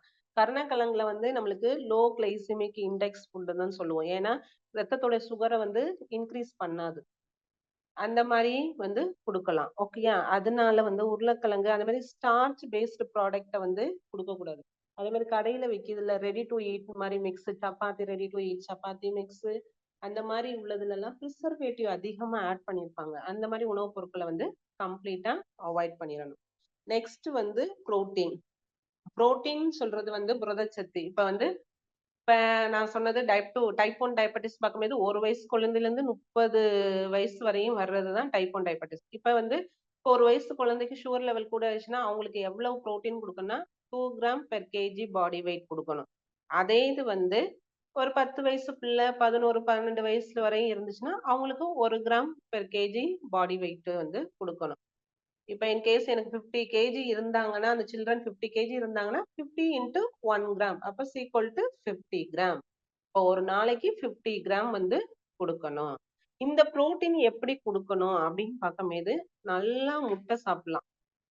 இப்ப கோழி வந்து மோர் ஓவர், இப்ப என்னையோட சஜஷன் வந்து கோழின்னு பார்க்கும்போது நாட்டுக்கோழி நல்லா எடுத்துக்கோங்க. அதே மாதிரி காடை நல்லா எடுத்துக்கோங்க. இறைச்சி வந்து அதிகமா வந்து என்னைய பொறுத்த மட்டன் வந்து யாரும் சாப்பிடாதீங்க. ஓகேயா. கோழி வந்து நான் நாட்டுக்கோழியை தான் மென்ஷன் பண்ணியிருக்கேன். அது மாதிரி பாலுமே வந்து பசும்பால் சாப்பிட்றதுக்கு பேஷண்டா இருக்கிறவங்களுக்கு பசும்பால் ரெக்கமெண்ட் பண்ணுங்க. வீட்லயுமே பாக்கெட் பாலை வந்து யூஸ் பண்ணாதீங்க. ஓகேயா. அதே மாதிரி நட்ஸ்ல வந்து இப்ப பாதாம், முந்திரி, பிஸ்தா எல்லாமே இருக்கும். அதுல வந்து அன்சால்டட், இப்ப உப்பு இல்லாம இருக்கும், சால்டட் இருக்கும், அன்சால்டட் இருக்கும். அவங்களுக்கு வந்து அன்சால்டட் தான் வந்து உப்பு இல்லாத நட்ஸ் தான் வந்து அவங்களுக்கு கொடுக்கணும். அதே மாதிரி நிறைய பருப்பு வகை சுண்டல் அந்த மாதிரி வந்து கொடுக்கலாம். இப்ப வந்து குதிரைவாலி சுண்டல், சாரி கொள்ளு சுண்டல் கொடுக்கலாம். அதே மாதிரி வந்து தட்டைப்பயிறு, கிரீன் கிராம் பச்சைப்பயிர் சுண்டல், அதே மாதிரி கருப்பு கொண்டக்கடலை யூஸ் பண்ணும்போது கருப்பு கொண்டக்கடலை சுண்டல் வந்து யூஸ் பண்ணு. ஏன்னா கருப்பு கொண்டக்கடலை தான் அதிக அளவு புரோட்டீன் வந்து இருக்கு. அதே மாதிரி சோயாபீன் சுண்டல் அந்த மாதிரி அவங்களுக்கு கொடுக்கலாம். இப்ப நெக்ஸ்ட்ன்னு பார்க்கும்போது வந்து கொழுப்பு. இப்ப கொழுப்புன்னு பார்க்கும்போது நம்ம வந்து சர்க்கரை நோயாளிக்கு வந்து குறைந்த அளவு தான் கொழுப்பு வந்து எடுக்க சொல்லியிருக்கேன். இப்ப எவ்வளவு பர்சன்டேஜ் கொலஸ்ட்ரால் இருந்தாலுமே நம்ம வந்து ஒரு 10 கிராமுக்கு மேல வந்து இன்க்ரீஸ் பண்ண முடியாது. இந்த கொழுப்பு வந்து அதிகமா உள்ள பொருள்னு பார்க்கும்போது வெண்ணெய், நெய், பட்டரு, ஃபார்ம் ஆயில் நிறைய பேர் ஃபார்ம் ஆயில் யூஸ் பண்ணுவாங்க. அதே மாதிரி கோல்டு வின்னர் அது இதுன்னு சொல்லிட்டு பிராண்டட்ல யூஸ் பண்ணுவாங்க. ஆனா அதுல வந்து கொழுப்பு இல்லைன்னு நம்ம யாருக்குமே தெரியாது. நம்ம எப்பவுமே வந்து ஆயில் யூஸ் பண்ணமேது இந்த மிக்சிங் ஆயில் தான் யூஸ் பண்ணணும் நம்மளுடைய குக்கிங்க்கு. எப்பவுமே வீட்ல எடுத்துக்கிற செக்குல ஆட்டின நல்லெண்ணெய், கடலெண்ணெய், தேங்காய் எண்ணெய்.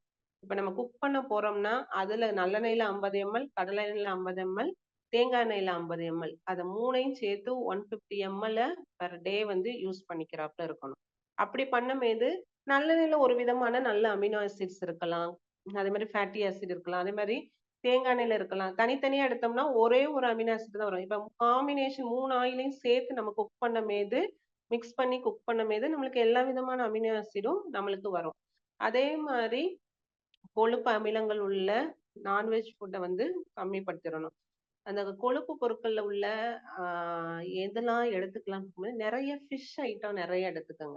ஃபிஷ்ஷை வந்து எப்படின்னா சீலா மீன்லாம் சாப்பிடக்கூடாது. ஆக்சுவலி ஒரு நோயாளிக்கு டயட் பண்ணும்போது சின்ன சின்ன சின்ன மீனா இருக்கும். இப்ப நெத்திலி மீன் எடுக்கலாம், நகர மீன், மத்தி மீன், இந்த வெலை மீன், சின்ன சின்ன சைஸ்ல இருக்கிற மீனை மட்டும் தான் சாப்பிடணும். அதை பொரிச்சு சாப்பிடக்கூடாது. குழம்புல போட்டுதான் நம்ம சாப்பிடணும். ஓகேயா? அதுக்கு அடுத்து வந்து எப்பவுமே வந்து எல்டிஎல் கொலஸ்ட்ரால், இப்ப நீங்க நான்வெஜ்ஜா இப்ப இன்கேஸ் வந்து ரெட் மீட்லாம் வந்து இப்ப இன்கேஸ் மேம் என்னால நான்வெஜ் சாப்பிடாம இருக்க முடியல, என்ன செய்யறது அப்படின்னு சொன்னா ஃபர்ஸ்ட் மாசத்துக்கு 2 தடவை சாப்பிடணும். அதுக்கடுத்து மாசத்துக்கு 1 தடவை. அப்படியே நம்ம கொஞ்சம் சைஸ் நம்ம இப்ப நிறைய சாப்பிட்றத இப்ப 10 பீஸ் சாப்பிட்றத 4 பீஸ் கம்மி பண்ணிக்க வேண்டியது. அதுக்கடுத்து 2 பீஸா எடுத்துக்கணும். அப்படியே நம்ம வந்து போர்ஷன் சைஸை வந்து ரெடியூஸ் பண்ணிடணும். நெக்ஸ்ட் வந்து நார்ச்சத்து. இப்ப வந்து ரொம்ப ரொம்ப இப்ப வந்து நம்மளோட டயபெட்டிஸ்ல வந்து அதிக அளவு நார்ச்சத்து பொருட்கள்ல தான் எடுக்கும். இந்த நார்ச்சத்து எதுகள்ல இருக்குன்னா பழங்கள்ல இருக்கு. பழங்கள்லாம் டயபெட்டிஸ் வந்துச்சுன்னா எல்லா பழங்கள்லாம் எடுக்கக்கூடாது. ஓகேயா? இப்ப நார்ச்சத்து வந்து அரிசி வகைகள்ல எல்லாத்துலயுமே இருக்கு. கோதுமையில இருக்கு, அதே மாதிரி பழுப்பு அரிசி, தீட்டப்படாத அரிசி, ப்ரௌன் ரைஸ், கவுனி அரிசி, பார்லி, அதே மாதிரி புரோக்கன் வீட் உப்புமா, இப்ப கோதுமையை உடைச்சு சம்பா உப்புமா. அதே மாதிரி பழங்கள் வந்து சாப்பிடும்போது எல்லா பழங்களுமே டயபெட்டிஸ் எடுக்கக்கூடாது. ஆப்பிள் எடுக்கலாம். ஏன் ஆப்பிள் எடுக்கணும்னா அது வந்து ஆப்பிள் நம்ம ரத்தத்தோட சுகர் அளவை ஏத்தாது. அதுக்கடுத்து பேரிக்காய் சாப்பிடலாம், நாவல் பழம் சாப்பிடலாம், கொய்யாப்பழம் சாப்பிடலாம், மாதுளம்பழம் 1/2 பீஸ் சாப்பிடலாம். அதே மாதிரி மித்த பழங்கள் மித்த பழங்கள் சாப்பிடலாமா? அதே மாதிரி பப்பாளி சாப்பிடலாமா? பப்பாளி சாப்பிட்டா நல்லதானே, வெயிட் ரெடியூஸ் ஆகும். பப்பாளி வந்து பழுக்காதது சாப்பிடலாம். அதுவும் ஒரே ஒரு பீஸ் தான் சாப்பிடணும். நல்லா பழுத்ததை வந்து சாப்பிடுறோம். எந்த ஒரு பழமுமே நல்லா பழுக்கமேது அதுல வந்து குளுக்கோஸ் சுகர் லெவல் வந்து அதிகமா இருக்கும். அதை சாப்பிடும்போது உங்களுக்கு சுகர் வந்து கூடிரும். இப்போ ஒரு நாளைக்கு நம்ம எவ்வளவு ஃபைபர் எடுத்துக்கிறோம் நம்ம உணவுல அப்படின்னு பார்க்கும்போது வந்து நீரிழிவு நோயாளிகள் பார்க்கும்போது வந்து 25 to 40 கிராம் அளவு வந்து ஃபைபர் வந்து எடுத்துக்கிறணும் அப்படின்னு சொல்றாங்க. நெக்ஸ்ட் வந்து விட்டமின் மினரல். நம்ம சாப்பிடுற சாப்பாடுல வந்து நம்ம விட்டமின்ஸ் மினரல்ஸ் வந்து நம்மளுக்கு கம்மியா தான் தேவை. நம்மளோட உடல் இயக்கத்துக்கு வந்து விட்டமின்ஸ் மினரல்ஸ் கம்மியா தான் தேவை. இப்போ ஒரு நீரிழிவு நோய் பாதிக்கப்பட்டவங்களுக்கு என்ன விட்டமின்ஸ் ரொம்ப ரொம்ப முக்கியம்னு பார்க்கும்போது 3 விட்டமின்ஸ். ஒண்ணு விட்டமின் சி, இன்னொன்னு வந்து விட்டமின் இ, அடுத்தது வந்து விட்டமின் டி. இப்ப விட்டமின் சி எதுக்கு எடுக்கிறோம் அப்படின்னு பார்க்கும்போது விட்டமின் சின்னு சொல்றது வந்து ஒரு தண்ணியில கரையிற விட்டமின். ஆனா அது என்ன ஆகும்னா நம்மளோட உடம்புல வந்து நோய் எதிர்ப்பு சக்தியை வந்து அதிகரிக்கும். அதே மாதிரி நம்மளுடைய செல்களுடைய வளர்ச்சியை வந்து அதிகப்படுத்தும். அதே மாதிரி நம்மளோட உடம்புல வந்து செல்லோடைய டேமேஜை வந்து கம்மி பண்ணும். செல் வந்து உடஞ்சு உடஞ்சு சீக்கிரமா போறதை வந்து தடைப்படுத்துறதுக்கு இந்த விட்டமின்ஸ் இருக்கும். அதே மாதிரி இந்த சர்க்கரை நோயாளி வந்து கால்ல புண்ணு வந்து அது இதா இருக்கிறது, அதே மாதிரி காயங்கள் ஆறுறதுக்கு வந்து இந்த விட்டமின் சி வந்து அதிகப்படுத்தும். அதே மாதிரி விட்டமின் இன்னு சொல்றது வந்து one of the important vitamin. ஏன்னா இது வந்து ஆன்டி ஆக்சிடென்ட்னு சொல்லுவோம். இந்த ஆன்டி ஆக்சிடென்ட் சொல்றது வந்து நம்ம உடம்புல உள்ள செல்கள் வந்து சிதைவடையாம சரி பண்றக்கூடிய விட்டமின் வந்து விட்டமின் இ. ஏன்னா ஒருத்தவங்களுக்கு சுகர் வந்துச்சுன்னா ஃபர்ஸ்ட் என்னன்னா உங்க பாடியில உள்ள செல் ஃபுல்லா டேமேஜ் ஆகாம தான் நம்மளுக்கு உடம்பு ரொம்ப டயர்ட் ஆகுறது. ஒருத்தவங்க ஃபீவர் வந்துருச்சு, ஃபீவர் வந்தோடனே நம்ம ஏன் படுக்கிறோம்? நம்ம உடம்புல செல் ஃபுல்லா டேமேஜ் ஆகாம தான் படுக்கிறோம். அது மாதிரி நீரிழிவு நோயால உள்ளவங்களுக்கு வந்து இது டேமேஜ் ஆகும்போது விட்டமின் சி வந்து அதிகமா கொடுக்குறோம். அதே மாதிரி நெக்ஸ்ட் வந்து பொட்டாசியம் வந்து ரொம்ப ரொம்ப அவசியம். ஏன்னா அவங்க வந்து அடிக்கடி இப்ப நீரிழிவு நோயாளி உள்ளவங்க வந்து அடிக்கடி யூரின் போகும்போது சோடியம் லெவலும் பொட்டாசியமும் வந்து அந்த யூரின்ல எக்ஸ்கிரீட் பண்ணிக்கிட்டே இருப்பாங்க.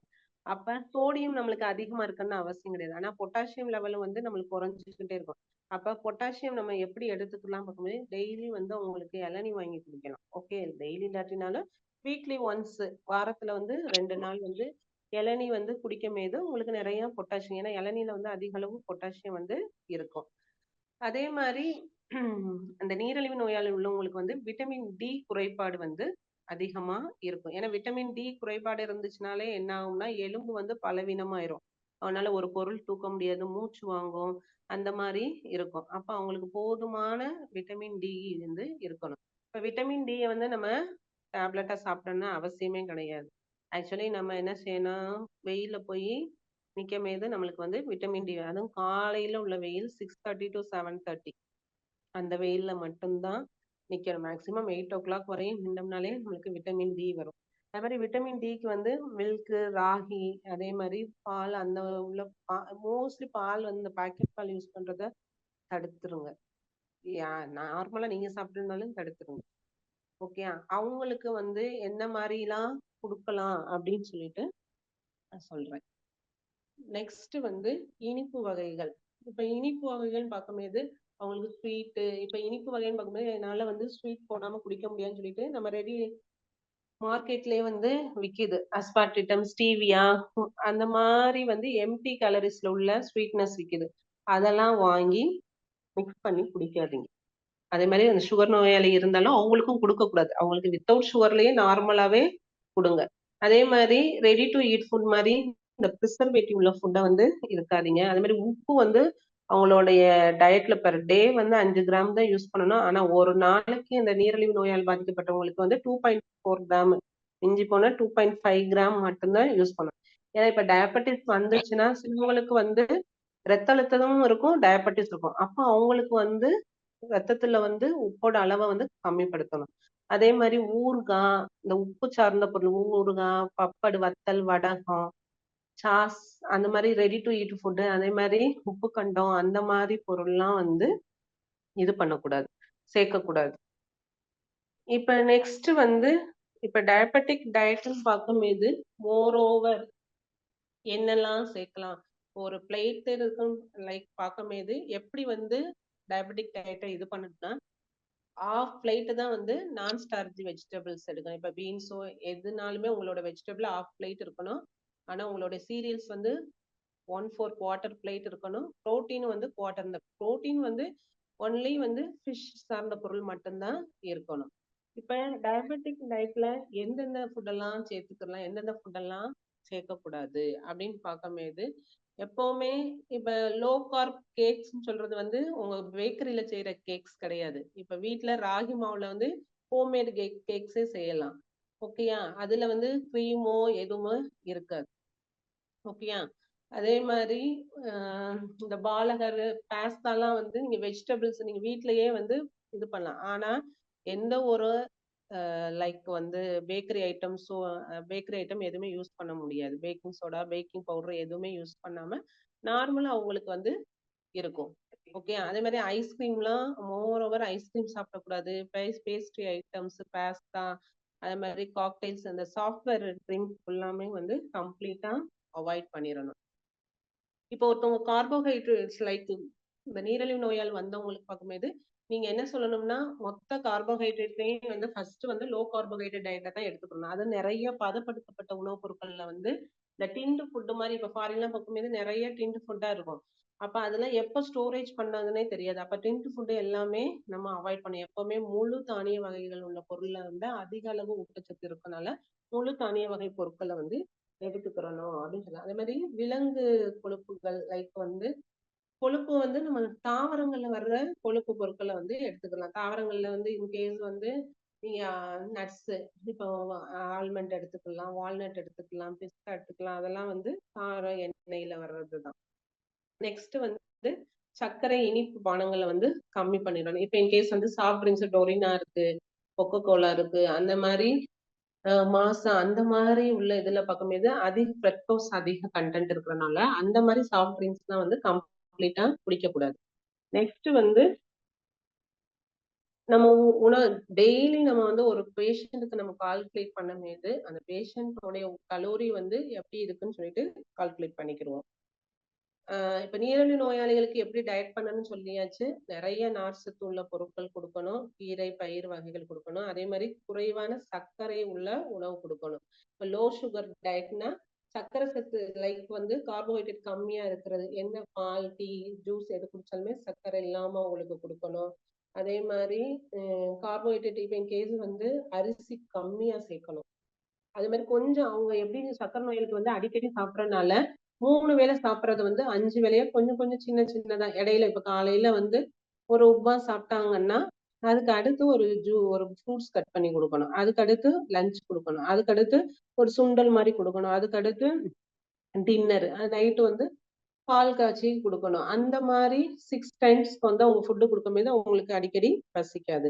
இப்ப நீரிழிவு நோயாளிகள் வந்து எந்தெந்த உணவெல்லாம் தவிர்க்கலாம் அப்படின்னு பார்க்கும்போது சுத்திகரிக்கப்பட்ட இப்ப ப்ராசஸ்டு கார்போஹைட்ரேட் ஃபுட்ஸ் வந்து இப்ப சிப்ஸ் லேஸ் அந்த மாதிரி டிண்டு பேக் அவாய்ட் பண்ணணும். அதே மாதிரி பதப்படுத்தப்பட்ட இறைச்சிகள், அந்த கோழி இதெல்லாம் வந்து பேக் பண்ணி கொடுப்பாங்க, அதை அவாய்ட் பண்ணணும். வறுத்த உணவுப் பொருட்கள், அது மாதிரி கொழுப்பு அதிகமா உள்ள பொருட்கள், அது மாதிரி உலர்ந்த ட்ரை ஃப்ரூட்ஸ் அந்த மாதிரி உள்ளது, நிறைய சாஃப்ட் ட்ரிங்க்ஸ் இது ஃபுல்லாமே வந்து அவாய்ட் பண்ணணும்.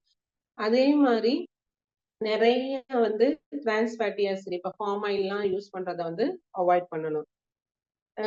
இப்ப வந்து ஒரு நீரிழிவு நோய்க்காரவங்க எப்படிலாம் இது பண்ணணும்னா ஃபர்ஸ்ட் வந்து பாடி வெயிட் அதிகமா இருந்துச்சுன்னா ஃபர்ஸ்ட் வந்து அவங்க பாடி வெயிட்டை வந்து ரெடியூஸ் பண்ணணும். அவங்களோட டயட்ல வந்து நிறைய நார்ச்சத்து வந்து அதிகமா இருக்கணும். ஒரு நாள் பார்க்கும்போது வந்து 500 கிராம் வந்து ஃப்ரூட்ஸ் அண்ட் வெஜிடபிள் பழங்களும் காய்கறிகளும் வந்து பெர் டே வந்து சேர்த்துக்கணும். அதே மாதிரி அவங்க யூஸ் பண்ற ஆயில்ல வந்து நிறைய ஒமேகா 3 ஒமேகா 6 ஃபேட்டி ஆசிட் இருக்கணும். அதே மாதிரி நான் வெஜிடேரியன்ல பார்க்கும்போது அவங்களுக்கு வந்து ஃபிஷ் அதிகமா சேர்த்துக்கிறணும்.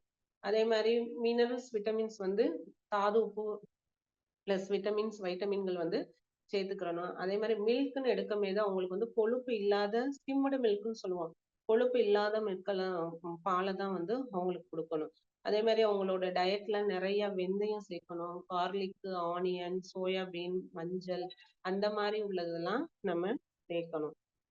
இப்ப நீரிழிவு நோயால இருக்கிறவங்களுக்கு வந்து நம்ம வந்து அவங்களுடைய ரத்தத்தோட குளுக்கோஸ் அளவை வந்து கம்மி பண்றதுக்கு என்னென்னலாம் செய்யலாம். ஃபர்ஸ்ட் வந்து ஓவர் வெயிட்டா இருந்தாங்கன்னா அவங்களோட எடையை குறைக்க வைக்கிறதுக்காண்டி அவங்களுக்கு வாக்கிங், ஓகேயா, அட்லீஸ்ட் வந்து பர் டே வந்து 30 மினிட்ஸ் வந்து வாக்கிங் வந்து ரொம்ப ரொம்ப இம்பார்ட்டன்ட்.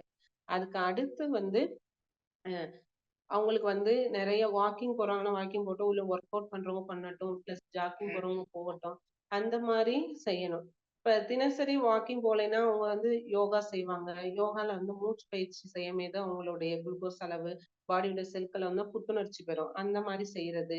அதே மாதிரி யோகா செய்யும்போது மன அழுத்தம் வந்து குறையும். அதே மாதிரி நீச்சல், ஸ்விம்மிங் வந்து ரொம்ப ரொம்ப பெஸ்ட் எக்ஸசைஸ் வந்து இந்த டயபெட்டிக் பேஷண்ட் அவங்க வந்து வாரத்துக்கு 2 இல்ல 3 தடவை வந்து நார்மலாவே ஸ்விம்மிங் பண்றவங்களுக்கு வந்து நம்மளோட blood pressure, blood cholesterol level plus blood glucose level வந்து ரெடியூஸ் ஆகும். அதே மாதிரி சைக்கிளிங் வந்து வீக்லி வந்து 2 or 3 டைம்ஸ் வந்து நம்ம பண்ணும்போது நம்மளோட குளுக்கோஸ் லெவலை ரெடியூஸ் பண்ணலாம்.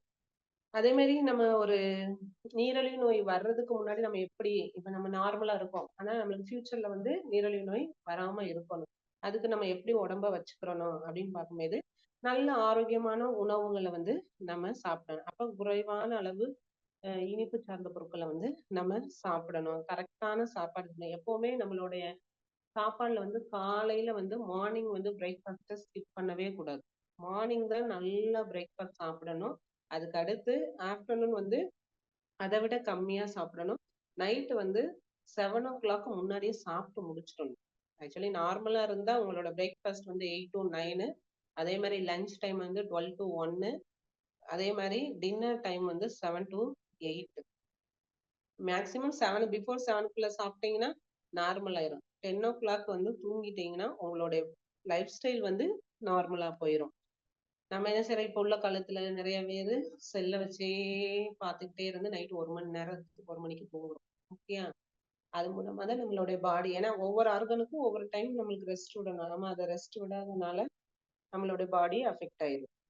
அதே மாதிரி நம்மளுடைய உடல் வந்து கண்டினியூ பிசிக்கல் ஆக்டிவிட்டி செஞ்சுக்கிட்டே இருக்கும். நடைப்பயிற்சி, யோகாவோ, நீச்சலோ அதே மாதிரி இருக்கும். அதே மாதிரி மன அழுத்தத்தை வந்து கம்மிப்படுத்தணும். இப்ப எந்த ஒரு விஷயம்னாலும் நம்ம போட்டு குழப்பிக்கிட்டே இருக்கக்கூடாது. அந்த விஷயத்தை பத்தி ஒண்ணு நடந்துச்சுன்னா அந்த இன்சிடென்ட் அப்பயே மறந்துடணும்.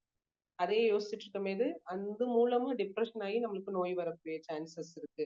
அதே மாதிரி நம்மளுடைய பாடி வெயிட்டை வந்து பராமரிக்கணும். ஓகே. அதிக வெயிட் போட்டுச்சுன்னா நம்மளுக்கு பலவித நோய்கள் வரக்கூடிய சான்சஸ் வந்து இருக்கு. ஓகே. இதுதான் வந்து டயபெட்டிஸோட diet plan for diabetes mellitus, நீரிழிவு நோய்க்கான உணவு திட்டம். இந்த ரூல்ஸ் எல்லாம் ஃபாலோ பண்ணி நம்ம பண்ணலாம். இதுல வந்து இன்னொரு விஷயம் என்னன்னா, இப்ப நம்ம வீட்ல வந்து நிறைய பேர் டயபெட்டிஸ் இருப்பாங்க. மிஸ் எங்க வீட்ல வந்து 400 சுகர் இருக்கு, 380 இருக்கு, 250 இருக்கு. அப்ப இம்மிடியட்டா எப்படி டயபெட்டிஸ உணவு மூலமா சரிப்படுத்துறது அப்படின்னு பார்க்கும்போது ஒரு நான் 5 டிப்ஸ் சொல்றேன். இப்ப டிப்ஸ் 1ன்னு பார்க்கும்போது, இப்ப சுகர் லெவல் 400 இருக்கு. அவங்களுக்கு என்ன மாதிரிலாம் நம்ம செய்யலாம் அப்படின்னு பார்க்கும்போது, அந்த மாதிரி 400 இருக்கிறவங்களுக்கு வந்து வாரத்துல 2 தடவை பாவக்காய், பெரிய பாவக்காவை வந்து ஒரே ஒரு பாவக்காய் வெட்டணும். சின்னதா ஒரு ஜஸ்ட் வந்து 3 சென்டிமீட்டர் இருக்கிற குட்டியா எடுத்துட்டு கொம்பம் பாவக்காய். ஓகே. பெரிய பாவக்கான்னு சொல்லுவோம். அந்த பாவக்காவை சின்ன சின்ன சைஸா வெட்டி மிக்சியில அடிச்சு அதை வந்து கொஞ்சோண்டு வாட்டர் மிக்ஸ் பண்ணி அதை வந்து நீங்க வாரத்துல 2 தடவை காலையில எம்டி ஸ்டொமக்ல குடிக்கணும். அந்த 400 இருக்கிற குளுக்கோஸ் வந்து சடனா 200 மாறும். ஆனா இது வந்து டெய்லி குடிக்க கூடாது. ஓகேயா. இப்ப இன்கேஸ் இந்த வாரம் திங்கட்கிழமை குடிச்சீங்கன்னா குடிச்சிட்டீங்கன்னா அடுத்து சனிக்கிழமையும் ஞாயிற்றுக்கிழமையும் குடிக்கணும். ஓகேயா. 2வது டிப்ஸ் வந்து நாவல் பழம் வந்து எப்பவுமே நாவல் பழம் நல்லா கசிஞ்சதா வந்து வாங்கி கொடுக்க கூடாது. அரைக்காயா இருக்கிற பழத்தை வந்து சுகர் பேஷண்ட் வாங்கி கொடுக்கலாம்.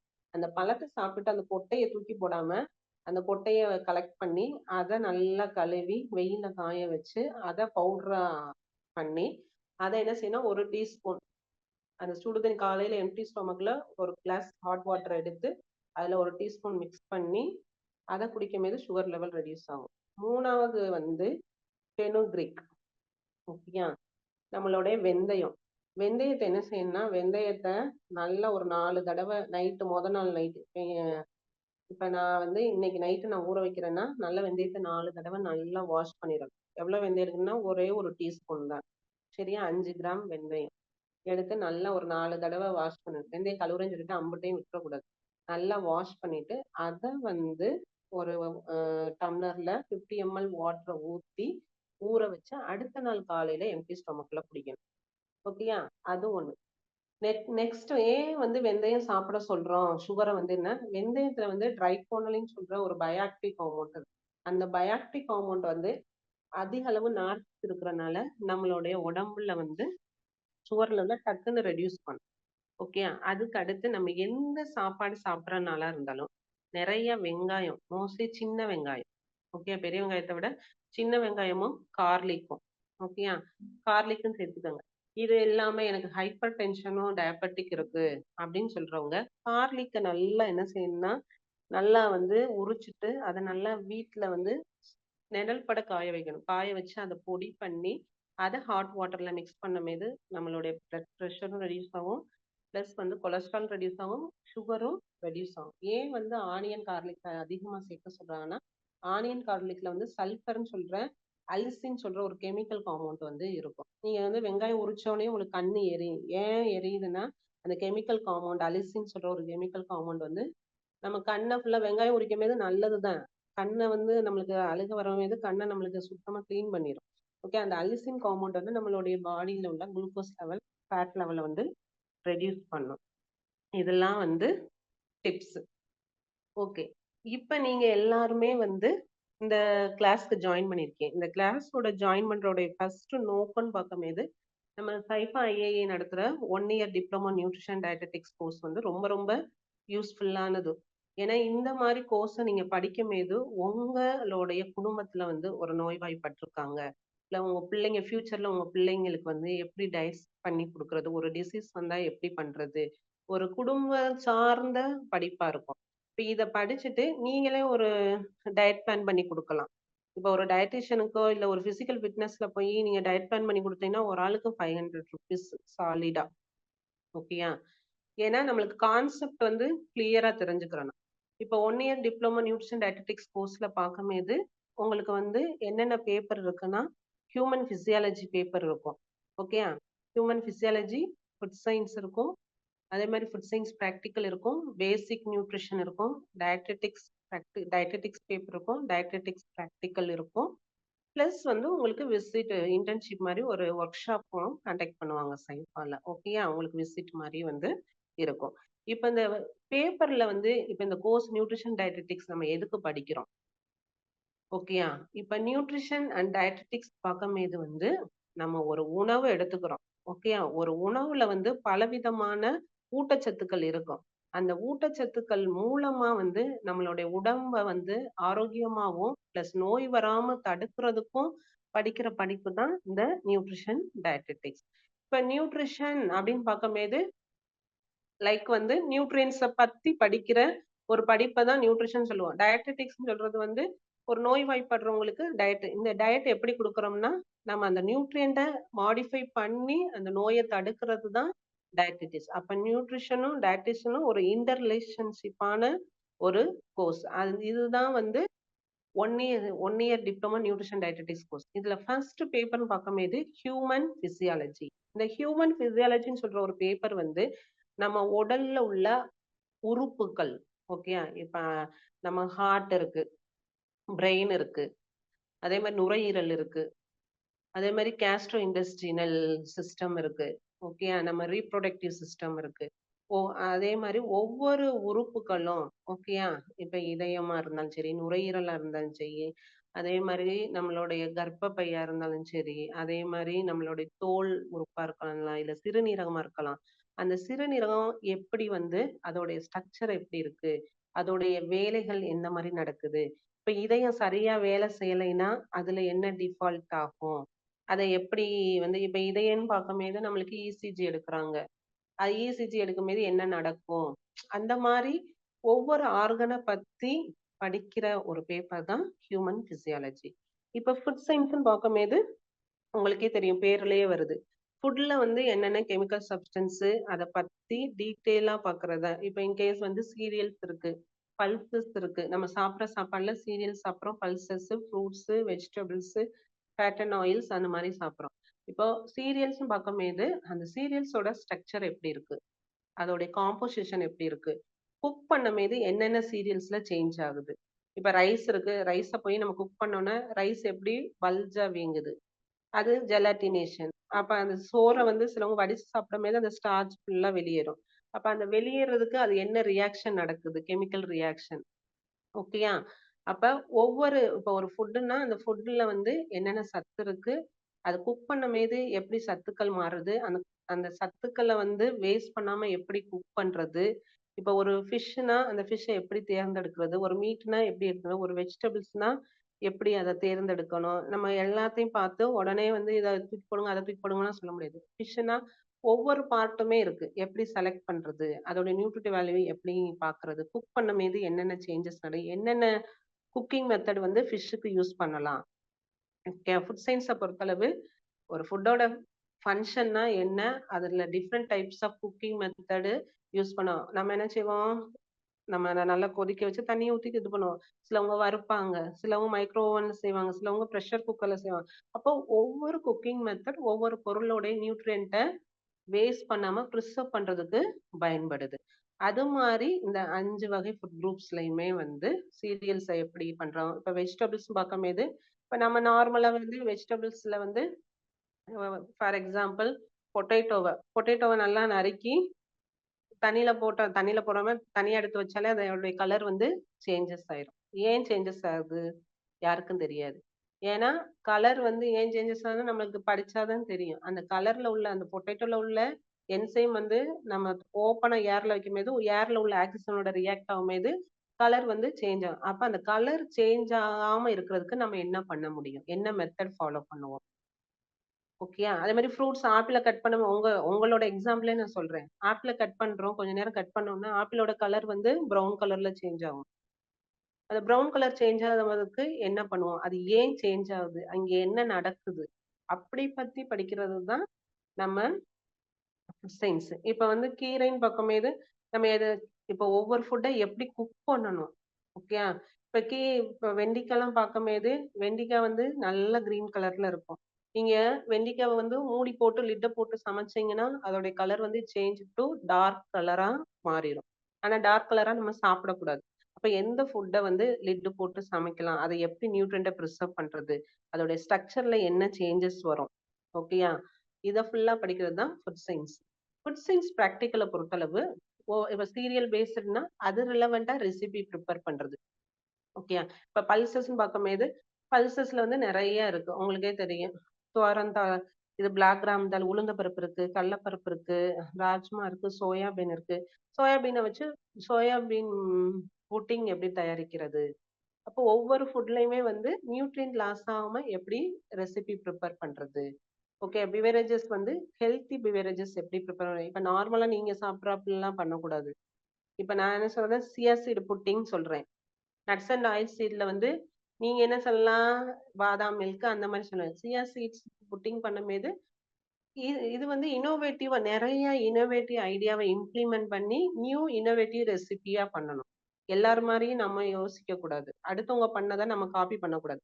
நம்மளுடைய அந்த சொல்லி கொடுத்தோன்னே நம்ம என்ன இன்னோவேட்டிவா பண்ணலாம், நிறைய சீட் பேஸ்ட்ல பண்ணலாம். ஓகேயா? நிறைய வெரைட்டி ஆஃப் ஃபுட் வந்து எப்படி பண்றது? அந்த ரெசிபி இருந்தாலும் அந்த ரெசிபில நம்ம எப்படி மாடிஃபை பண்ணி நியூ இன்னோவேட்டிவ் ஐடியாவை இம்ப்ளிமெண்ட் பண்ணலாம். அந்த மாதிரி சொல்லலாம்.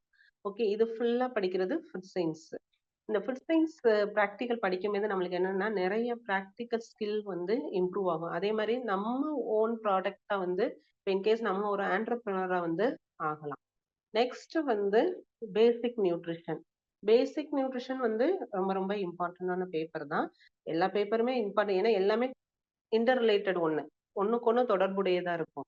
இப்போ பேசிக் நியூட்ரிஷன்னா லைக் ஒரு ஃபுட்ல இருக்கிற கார்போஹைட்ரேட்டோடைய ரோல், அதோடைய கிளாசிபிகேஷன், அதோடைய ஃபங்க்ஷன், கார்போஹைட்ரேட்ல என்னென்னலாம் இருக்கும், அதே மாதிரி புரோட்டீன் அதை எப்படி கிளாசிஃபை பண்றாங்க, அதோடைய சோர்சஸ் என்ன, அந்த புரோட்டீன் டிபிசிட் ஆகும்போது என்னென்ன நோய்கள்லாம் வரும், அதே மாதிரி ஃபேட் கொழுப்பு வந்து அதிகமா சாப்பிட்டா அதோடைய கிளாசிபிகேஷன் ஃபங்க்ஷன் என்ன, கொழுப்பு எதெல்லாம் அதிகமா இருக்கும், நல்ல கொழுப்பு எந்தெந்த உணவுப் பொருட்கள்ல இருக்கும், கெட்ட கொழுப்பு எந்தெந்த உணவுப் பொருட்கள்ல இருக்கும், அந்த கெட்ட கொழுப்பு வந்து எப்படி அவாய்ட் பண்றது, அதே மாதிரி எசென்சியல் ஃபேட்டி ஆசிட்னு சொல்ற ஒரு ஃபேட்டி ஆசிட் வந்து நம்ம உடம்புக்கு எப்படி தேவைப்படும், அதே மாதிரி விட்டமின்ஸ் மினரல்ஸ் அதோடைய ஃபங்க்ஷன் என்ன. இப்ப விட்டமின்ஸ் மினரல்ஸ் பார்க்கும்போது ரொம்ப இம்பார்ட்டன்ட் தான். இப்ப அயன் வந்து கம்மியாச்சுன்னா அனிமிக் ஆயிருது. அப்ப அனிமிக் வந்த பேஷண்ட் என்னென்ன சேஞ்சஸ் நடக்கும் அப்படிலாம் சொல்லுவாங்க. ஓகேயா? அப்போ ஒவ்வொரு மினரல்ஸ் இப்ப விட்டமின்ஸ் பார்க்கும்போது water soluble vitamin, fat soluble vitamin சொல்லிட்டு வாட்டர் சாலிபிள்ல வந்து B1 B2 B3 B5 B6 B12 அந்த மாதிரி பண்ணுவாங்க. அந்த ஒவ்வொரு விட்டமின்ஸோடைய ஃபங்க்ஷன் என்ன, அது எதுல அதிகமா இருக்கு, அதோடைய ரோல் என்ன நம்மளுடைய பாடிக்கு, அதுதான் ரொம்ப இம்பார்ட்டன்ட். இது ஃபுல்லாமே பேசிக் நியூட்ரிஷன்ல கவர் ஆகும். அதுக்கு அடுத்து வந்து டயட்டெட்டிக்ஸ். டயட்டெட்டிக்ஸ்ன்னு சொல்றது வந்து ஒரு நோய் வாய்ப்பட்டவங்களுக்கு எப்படி வந்து உணவு மூலமா அந்த நோயை வந்து சரிப்படுத்துறது, அதுதான் வந்து டயட்டெட்டிக்ஸோட பேப்பரோட ஒரு இம்பார்ட்டன்டானது. இப்ப நீங்க என்ன செய்யலாம்னா, அந்த காலத்துல எல்லாருமே என்ன செய்வாங்கன்னா டயட்லாம் எடுக்க மாட்டாங்க. டாக்டர்கிட்ட போய் டேப்லெட் எல்லாம் சாப்பிட்டுட்டு இருப்பாங்க. இந்த காலத்துல எல்லாருமே என்ன செய்வாங்கன்னா உணவு கட்டுப்பாடை ஃபர்ஸ்ட் பண்ணி அந்த நோயை வந்து சரிப்படுத்துறாங்க. ஏன்னா நம்ம டேப்லெட் எடுத்து அதிகம் பண்றதுக்கு வந்து ரொம்ப ரொம்ப ரொம்ப இம்பார்ட்டன்ட் வந்து டேப்லெட் மூலமா நம்ம சரிப்படுத்துறதை விட உணவு மூலமா நோய்களை வந்து கட்டுப்படுத்துறது வந்து ரொம்ப ரொம்ப இம்பார்ட்டண்டா இருக்கு. ஓகேயா? இப்ப இந்த டயட்டெட்டிக்ஸோட மெயின் ரோல் பார்க்கும்போது இப்ப வந்து ஒரு கிரிட்டிக்கல் இல்னஸ் பேஷண்ட் ஒரு ஆக்சிடென்ட் ஆயிராங்க. அந்த ஆக்சிடென்ட் ஆன பேஷண்ட்டுக்கு ஃபர்ஸ்ட் எய்ட் என்ன பண்ணணும், அவங்கள ஹாஸ்பிட்டல் சேர்த்தோம். உங்களுக்கே தெரியும். எப்பவுமே எந்த ஒரு பேப்பரையுமே சும்மா படிச்சோம் எழுதணும்னு இருக்கக்கூடாது. அந்த பேப்பரை வந்து நல்லா இமேஜின் பண்ணி அதை அந்த டீமுக்கே கொண்டு போயிடணும். கொண்டு போய் இப்ப ஒரு கிரிட்டிக்கல் ஆக்சிடென்ட் ஆயிருந்தா ஃபர்ஸ்ட் நம்மளுக்கு வந்து ஹாஸ்பிட்டல் அட்மிட் பண்ணுவாங்க. ஐவில எமர்ஜென்சி ஐசியூல வைப்பாங்க. அதுக்கு அடுத்து அவங்களுக்கு எப்படி டயட் கொடுக்கணும், ஒவ்வொரு ஸ்டேஜ்லயும் என்ன மாதிரி டயட் கொடுக்கணும், அவங்களை எப்படி ரெக்கவர் பண்ணணும், அவங்க ஐவி லைக் வந்து இந்த குளுக்கோஸ் சலைன் பாட்டில், இந்த குளுக்கோஸ் பாட்டில இருந்து எப்படி அவங்கள நல்ல சாப்பாடு சாப்பிட வரையும் எப்படி எல்லாம் அவங்களுக்கு டயட் கொடுக்கணும், அதே மாதிரி ஒபிசிட்டி இருந்துச்சுன்னா அவங்களுக்கு எப்படி டயட் கொடுக்கணும், அண்டர் வெயிட்னா எப்படி டயட் கொடுக்கணும், அனிமியா இருந்துச்சுன்னா எப்படி டயட் கொடுக்கணும், ஃபீவர் கண்டிஷன்ல எப்படி டயட் கொடுக்கணும், அதே மாதிரி அவங்களுக்கு லிவர் டிசார்டர் வந்துச்சுன்னா என்ன மாதிரி ஒவ்வொரு நோய் கண்டிஷனுக்கும் இப்ப உங்களுக்கு சர்க்கரை நோய்க்கு நடத்தின இன்னைக்கு அது மாதிரி ஃபர்ஸ்ட் அந்த நோயை பத்தி தெரிஞ்சுக்கிறணும். நம்ம டைரக்டா டயட் போகவே முடியாது. இப்ப அந்த நோய் எப்படி தாக்குது, நம்ம உடல் உறுப்புகளை எந்த பகுதியில அந்த நோய் ஏற்படுது, அந்த உடல் உறுப்புல இருக்கு, அதுல என்ன வகை இருக்கு, என்ன அறிகுறி இருக்கு, அதை எப்படி டயக்னோசிஸ் பண்றது, பிளஸ் அதெல்லாம் தெரிஞ்சா மட்டும்தான் நம்ம டயட் வந்து பண்ண முடியும். இது எல்லாமே டயட்டடிக்ஸ் பேப்பர்ல நம்ம படிப்போம். நெக்ஸ்ட் வந்து டயட்டடிக்ஸ் ப்ராக்டிக்கல். இப்போ நான் உங்களுக்கு எக்ஸாம்பிள் இப்ப இன்னைக்கு நீரிழிவு நோய் சொல்லி கொடுத்தேன். இப்போ நான் உங்களுக்கு டயட்டடிக்ஸ்ல வந்து இங்க நீரிழிவு நோய்க்கு டயட் பிளான் பண்ணுங்கன்னா நம்ம வந்து அவங்களுக்கு ஹோல் டே மெனு பிளான் பண்ணணும். இப்ப காலையில எந்திரிச்சோடனே அவங்களுக்கு வந்து சோப்டு பெனுகிரிக் வாட்டர், இந்த வெந்தயம் ஊற வச்ச தண்ணியை காலையில 6 மணிக்கு கொடுக்குறோம்.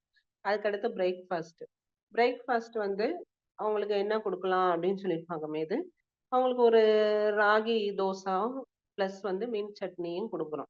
இதை எல்லாத்துக்கும் செய்யறதுக்கு முன்னாடி நான் உங்கள்கிட்ட சொல்லியிருக்கேன், அவங்களோட ஏஜ், செக்ஸ், பிஎம்ஐ இதெல்லாம் கால்குலேட் பண்ணி வச்சுக்கிறோம்னா, அதே மாதிரி அவங்களோட ஆக்டிவிட்டி வந்து நார்மல்ல இருக்காங்களா, மாடரேட்ல இருக்காங்களா, ஹெவி ஒர்க்கர்ல இருக்காங்க, இதெல்லாம் தெரிஞ்சுட்டு பிளஸ் அவங்களோட லைக்ஸ் அண்ட் டிஸ்லைக் தெரிஞ்ச பிறகுதான் இந்த மெனு பிளானுக்குள்ளேயே வரும். அப்ப பிரேக்ஃபாஸ்ட் வந்து இப்ப நான் ராகி தோசை மின் சட்னி கொடுத்துட்டேன், அதோட ஒரு கோவா ஃப்ரூட் கொடுத்துட்டேன். அதுக்கடுத்து மிட் மார்னிங் வந்து அவங்களுக்கு வந்து ஒரு ஆம்லா ஜூஸ் கொடுக்குறோம்.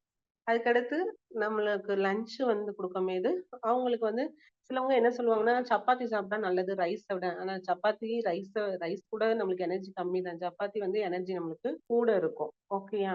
அந்த மாதிரி உள்ள கண்டிஷன்ஸ் வந்து அதிகமா வந்து இருக்கும். அப்ப ஒவ்வொரு டிசீஸ்க்கும் எப்படி மெனு பிளான் பண்றது, அவங்களுக்கு டயட் இம்ப்ளிமெண்ட் எப்படி பண்றது, டயட்ரிக் கைட்லைன்ஸ் எப்படி பண்றது, பிளஸ் ஒரு பேஷண்ட் வந்தா அவங்களுக்கு எப்படி கவுன்சிலிங் கொடுக்குறது, டயட் கவுன்சிலிங் கொடுக்குறது, அதை ஃபுல்லா பத்தி தெரிஞ்சுக்கிற ப்ராக்டிக்கல் தான் டயட்டடிக்ஸ் ப்ராக்டிக்கல். ஓகேயா? நெக்ஸ்ட் வந்து இது எல்லாமே இன்டர்லேட் பண்ணி உங்களுக்கு நல்ல ஒரு எக்ஸ்பர்ட்டை வச்சு சைஃபால வந்து உங்களுக்கு ஒரு ஒர்க் ஷாப் கண்டக்ட் பண்ணுவாங்க. இந்த நியூட்ரிஷன் டயட்டடிக்ஸ் ரிலவெண்டா எல்லாருமே வந்து பார்ட்டிசிபேட் பண்ணி தெரிஞ்சுக்கோங்க. இந்த கோர்ஸ்ல வந்து சைஃபா வந்து 1 இயர் நியூட்ரிஷன் டிப்ளமோ கோர்ஸ் ரொம்ப ரொம்ப இம்பார்ட்டன்ட், நம்மளுடைய ஃபேமிலிக்கு ரொம்ப ரொம்ப யூஸ்ஃபுல். இது வந்து நம்ம ஃபேமிலியில ஒரு பெண் கத்துக்கிட்டா நம்மளுடைய ஹோல் ஃபேமிலிக்கே ரொம்ப பயனுள்ளதா இருக்கும். அதனால எல்லாரும் கம்ப்ளீட்டா வந்து நீங்க ஜாயின் பண்ணுங்க. இந்த கோர்ஸ் ரொம்ப உங்க ஃப்ரெண்ட்ஸ்க்கும் வந்து இதை ஷேர் பண்ணுங்க. இந்த ரெஜிஸ்ட்ரேஷன் லிங்க் எல்லாமே ஷேர் பண்ணி உங்க ஃப்ரெண்ட்ஸ்க்கும் கன்வே பண்ணி இந்த கோர்ஸ்ல ஜாயின் பண்றதுக்கு பாருங்க. இந்த இந்த வாய்ப்பை வந்து மிஸ் பண்ணிடாதீங்க. ஓகே, இன்னைக்கு நடத்துனதுல எதுவும் டவுட் இருக்கா? எப்படி இருந்துச்சு கிளாஸ்? உங்களோட ஃபீட்பேக். உங்களுக்கு எதுவும் டவுட் எதுவும் இருக்கு அப்படின்னா ஹேண்ட் ரைஸ் பண்ணுங்க, நம்ம ஒருத்தெல்லாம் வந்து அட்மிட் பண்றோம், நீங்க பேசலாம். இல்ல அப்படின்னா சேட்ல வந்து உங்களோட டவுட்டை வந்து நீங்க டெக்ஸ்ட் பண்ணுங்க, மேம் வந்து அதுக்கான ஆன்சர்ஸ் கொடுப்பாங்க. ஒரு ஸ்டூடெண்ட்ஸ் வந்து கேட்டிருக்காங்க ஃபீஸ் வந்து எவ்வளோ அப்படின்ற மாதிரி. ஸோ ஃபீஸ் வந்து பார்த்தீங்கன்னா ஆக்சுவலாக 12 மந்த்ஸ்க்கு 24,000 வந்து வருது. ஸோ இப்போ நம்மளோட இந்த வெபினார் மூலமாக அட்டன் பண்ணுற ஸ்டூடெண்ட்ஸ்க்கு ஒரு ஆஃபர் கொடுக்குறோம். 4,000 டிஸ்கவுண்ட் பண்ணிட்டு 20,000 வந்து நம்ம ஃபீஸ் வந்து நம்ம கொடுக்குறோம். ஸோ இதுக்கான கான்டாக்ட் நம்பர் வந்து நான் சேட்ல போட்டிருக்காங்க. ஸோ அந்த நம்பர் கால் பண்ணுங்க. ஸோ அவங்க வந்து உங்களுக்கு ஃபுல்லாக கோஆர்டினேட் பண்ணுவாங்க. ஸோ கோர்ஸ் சம்மந்தமா எந்த ஒரு டவுட் எதுவும் இருந்தாலும் அல்லது இந்த வெபினார் சம்மந்தமா எந்த ஒரு இது இருந்தாலும் ஸோ கொரியர்ஸை ஃபுல்லாக நீங்கள் நம்ம கொடுத்துருக்க கான்டாக்ட் நம்பருக்கு நீங்கள் வந்து கால் பண்ணி பேசுங்க. உங்களுக்கு இந்த கோர்ஸ்ல ஜாயின் பண்ணணும், ஃபீஸ் ஸ்ட்ரக்சர் என்ன, அவங்களுடைய ப்ரௌசர் வேணும், அந்த மாதிரி இருந்துச்சுன்னா உங்களுக்கு டிஸ்பிளே பண்ணியிருக்காங்க. அவங்களோட கான்டாக்ட் நம்பர்ல வந்து நீங்க கான்டாக்ட் பண்ணி இந்த கோர்ஸோட டீட்டெயில்ஸை நீங்க பர்சனலாகவும் ஃபோன்ல கேட்டுக்கலாம். உங்களுக்கு நான் கோர்ஸ் டீட்டெயில்ஸ் எல்லாமே சொல்லிட்டேன். இது வந்து நீங்க எல்லாருமே கண்டிப்பா ஜாயின் பண்ணணும், உங்களுக்கு ரொம்ப ரொம்ப யூஸ்ஃபுல்லா இருக்கும். ஏன்னா இது எல்லாமே ஃபேமிலி ஓரியன்ட் பிளஸ் நீங்க போய் ஒரு ஹாஸ்பிட்டலுக்கு போய் ஒரு 10,000 பே பண்றத நம்ம வந்து வீட்லயே சாப்பாடு மூலமா அவங்களுக்கு எப்படி வந்து ஒவ்வொரு பேஷண்ட்ஸ் நம்ம வீட்லயே நம்ம மாமியார் இருக்கலாம், மாமனார் இருக்கலாம், நம்ம அம்மா அப்பா இருக்கலாம், யாருக்குனாலும் வந்து நம்ம இதை லேர்ன் பண்ணிட்டோம்னா நம்மளே வந்து டயட் பிளான் போட்டு கொடுத்துடலாம். நீங்க உங்க வீட்லயே வந்து இந்த டயட் பிளான் ஆன்லைன் பிசினஸ் கூட பண்ணலாம். நிறைய பேர் வந்து கிளைண்ட் ஃபார்ம் பண்ணி வெப்சைட் கிரியேட் பண்ணி அவங்களுக்கு வந்து டயட் பிளான் பண்ணி கொடுக்கலாம். நீங்க இங்க மட்டும் பண்றதுல நீங்க ஆல் ஓவர் வேர்ல்டுக்கே நீங்க பண்ணி கொடுக்கலாம். அதுக்கு நீங்க ஸ்கில்ல வளர்க்கணும்னா கண்டிப்பா இந்த கோர்ஸ்ல ஜாயின் பண்ணுங்க. ரொம்ப ரொம்ப யூஸ்ஃபுல்லானது. பிளஸ் வெல் எக்ஸ்பர்ட்டான பர்சன்ஸ் தான் எடுக்குறாங்க. ஓகேயா? உங்களுக்கு ஏதாச்சும் இன்னைக்கு உள்ள நடத்தின டாபிக்ல எதுவும் டவுட் இருக்காமா? மேம் ஸ்டூடெண்ட்ஸ் வந்து டவுட் கேட்டிருக்காங்க, சேட்ல கேட்டிருக்காங்க. நார்மல் சால்ட் லெவல் எப்படி அப்படின்ற மாதிரி கேட்டிருக்காங்க. ஓகே. ஆக்சுவலி நார்மல் சால்ட் இன்டேக்னு பார்க்கும்போது 6 கிராம் பெர் டே. ஆனா நம்ம 6 கிராம் பெர் டேலாம் நம்ம எடுக்கிறது இல்ல. நம்ம ஒவ்வொரு பிரேக்ஃபாஸ்ட்டுக்கு ஒரு ஸ்பூன் உப்பு, லஞ்சுக்கு ஒரு ஸ்பூன் உப்பு, பிளஸ் டின்னருக்கு ஒரு ஸ்பூன் உப்புன்னு சொல்லிட்டு நம்ம 15 கிராமுக்கு மேல தான் பெர் டே வந்து இன்டேக் பண்றோம். ஆனா நார்மல் இன்டேக் ஆஃப் சால்ட் வந்து 6 கிராம் பெர் டே. ஆனா இன்கேஸ் பேஷண்டா இருந்தா இந்த 6 கிராம் வந்து 2.5 கிராமா மாறும். ஓகேயா? Normal intake of salt 6 gram per day. ஒரு ஸ்டூடெண்ட் வந்து புக்ஸ் கொடுப்பீங்களான்னு கேட்டிருக்கீங்க. புக்ஸ் நம்ம ப்ரொவைட் பண்ண மாட்டோம். நோட்ஸ் வந்து பிடிஎஃப் ஃபைல நம்ம எல்லா ஸ்டூடெண்ட்ஸுக்கும் நம்ம ஷேர் பண்ணிடுவோம். இங்கிலீஷ் பேட்ச் எப்போ ஸ்டார்ட் பண்ணணும்னு கேட்டிருக்கீங்க. ஸோ இங்கிலீஷ் பேட்ச் வந்து பார்த்தீங்க அப்படின்னா ஒரு upcoming month 3rd week maybe நம்ம ஸ்டார்ட் பண்ண சான்சஸ் இருக்கு. ஸோ உங்களுக்கு கோர்சஸ் சம்மந்தமாக எந்த ஒரு டவுட்ஸ் எதுவும் இருந்தாலும் சரி, அதில் அட்மிஷன் ஜாயின் பண்ணணும், கோர்ஸில் ஜாயின் பண்ணணும், அந்த மாதிரி எந்த ஒரு இது இருந்தாலும் சரி, நம்ம கொடுத்துருக்க காண்டாக்ட் நம்பருக்கு நீங்கள் நாளைக்கு மார்னிங் ஒரு 10 o'clock கால் பண்ணுங்கள். ஸோ நம்ம டீம்லேருந்து உங்களுக்கு ஃபுல்லாக கோஆர்டினேட் பண்ணுவாங்க. மேம் நார்மல் சால்ட்டுக்கும் ராக் சால்ட்னு சொல்றோம் இல்லைங்களா? இப்போ இதுல எது யூஸ் ஆமா பண்றது ஆமா. Better ma'am? எது best actually ma'am? Normal rock salt use பண்றது இப்ப இந்து உப்பு, ராக் சால்ட் அது மாதிரிலாம் நிறைய வந்துருச்சு. ஆனா நார்மல் சால்ட் தான் நம்ம யூஸ் பண்ணணும். அந்த நார்மல் சால்ட்டுமே நம்ம கடையில நைஸ் உப்புன்னு சொல்லி விக்கிறாங்கல்ல, அத கூட யூஸ் பண்ணாம நம்ம கல் உப்பு இருக்குல்ல, நம்ம வீட்ல யூஸ் பண்ணுவோம்ல கல் உப்பு, ஆமா அதையே மேடம். நம்ம மிக்ஸில போட்டு பொடி பண்ணி அத வந்து நம்ம சால்ட்ட வச்சுக்கிறணும். ஏன்னா அதுதான் பெட்டர். ஏன்னா இப்ப வந்து நம்ம நார்மல் சால்ட் வந்து நைஸ் உப்பு வந்து நம்ம கடையில வந்து வாங்குறோம். அதுல நிறைய ப்ராசஸ் கெமிக்கல் வந்து ஆட் பண்றாங்க. அதனால இந்து உப்போ, ராக் சால்ட்டோ இது வந்து நம்மளோட உடலுக்கு வந்து நல்லது கிடையாது. Thank you ma'am. தேங்க்யூ. கண்டிப்பா அப்ராட்ல இருக்கிறவங்களும் இந்த கிளாஸ்ல ஜாயின் பண்ணலாம். ஒர்க் ஷாப் வந்து அட்டெண்ட் பண்ணலாம். No problem. Workshop online நடக்கும், ஆஃப்லைன் நடக்குமா? அதனால ப்ராப்ளம் இல்ல. கிளாஸ் எப்படி இருந்தது? வேற டவுட்டே யாருக்குமே இல்லையா? ஒரு ஸ்டூடெண்ட்ஸ் வந்து கேட்டிருக்காங்க, ஃபீஸ் பற்றி டவுட் கேட்டிருக்காங்க. சரி சார், ஸோ நீங்க கண்டிப்பாக சொல்லுங்க. இது வந்து டேர்ம் வைஸ் ஃபீஸ் தான். அதாவது அந்த 20,000 நம்ம ஆஃபர் கொடுத்துருக்கோம்ல, ஓவராலாக 24,000 4,000 டிஸ்கவுண்ட் போக அந்த 20,000 வந்து நீங்கள் பெர் மந்த் 2,000 அந்த பேசிஸில் கட்டினாலே போதும். ஸோ நீங்கள் சிங்கிள் பேமெண்ட் பண்ண வேண்டிய அவசியம் இல்லை. மந்த்லி நீங்கள் இஎம்ஐ மாதிரி 2,000 நீங்கள் பே பண்ணிக்கலாம். ஆமா, ஆக்சுவலி வந்து உங்களுக்கு 20,000 அட் அ டைம்ல ஒன் டைம்ல கட்டணும்னு அவசியமே கிடையாதுப்பா. உங்களுக்கு மந்த் வந்து 2,000 பே பண்ணா போதும்.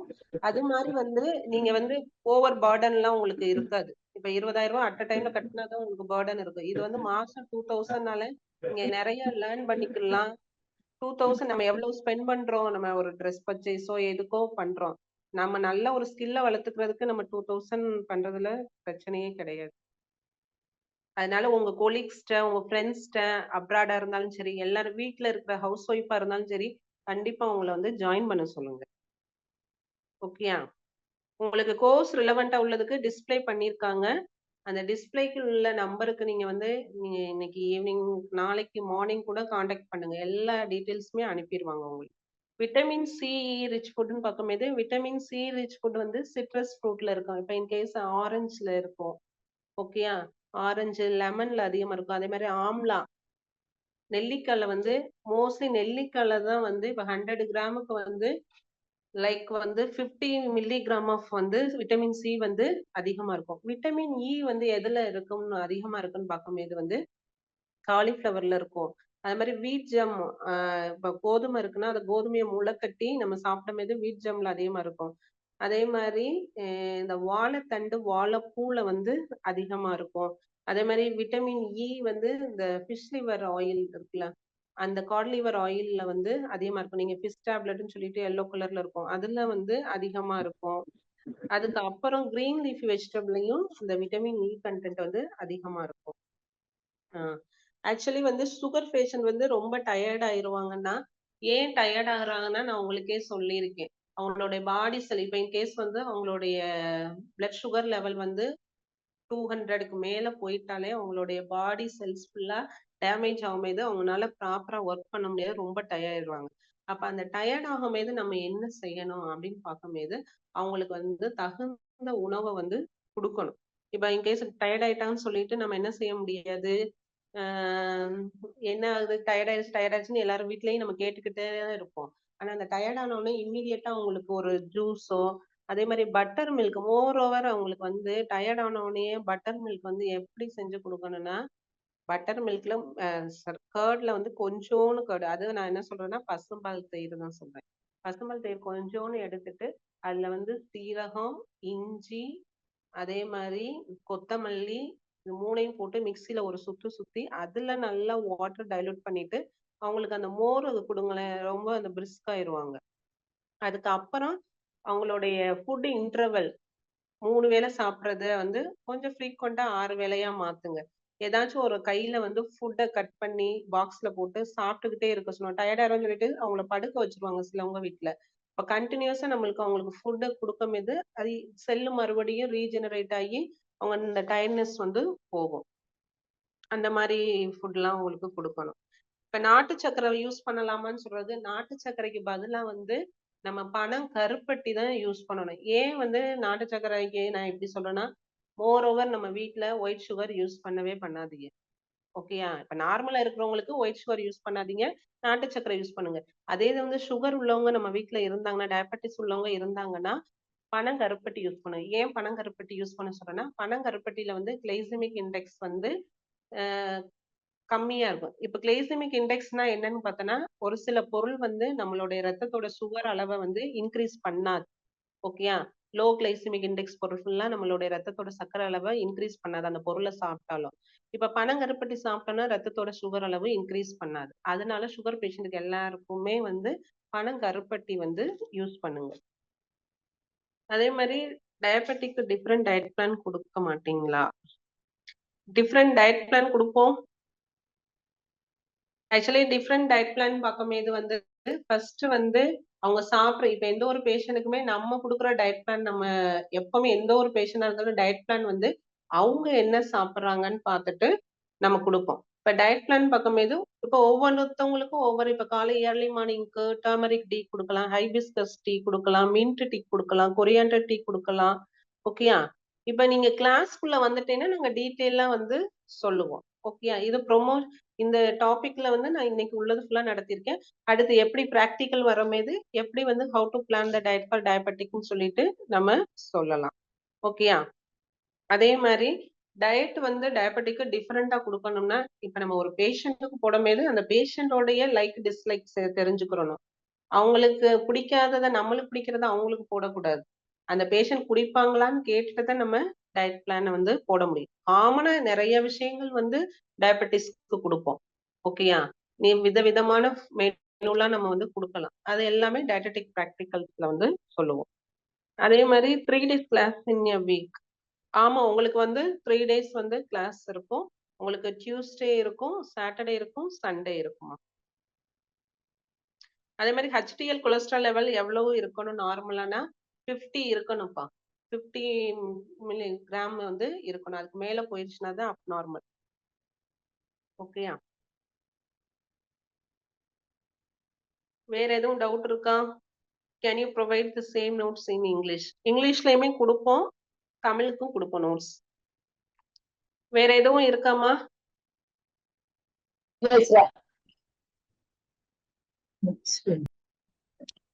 மேம் இப்ப ஒரிஜினல் தேன் எடுத்துக்கலாமா மேம்? இப்ப டயபெட்டிக் பேஷண்ட் வந்து தேன் எடுத்துக்கலாங்களா? கருப்பட்டி எடுக்கிற மாதிரி தேன் எடுத்துக்கலாமா? தேன் வந்து ஒரிஜினல் தேனா இருக்குமா, அதை செக் பண்ணணும். டயபெட்டிக்ஸ்க்கு தேன் எடுக்கலாம், தேன் நல்லதுதான். ஆக்சுவலி வந்து தேன் வந்து வீக்லி ஒன்ஸும் வீக்லி ட்வைஸ் எடுத்துக்கலாம்.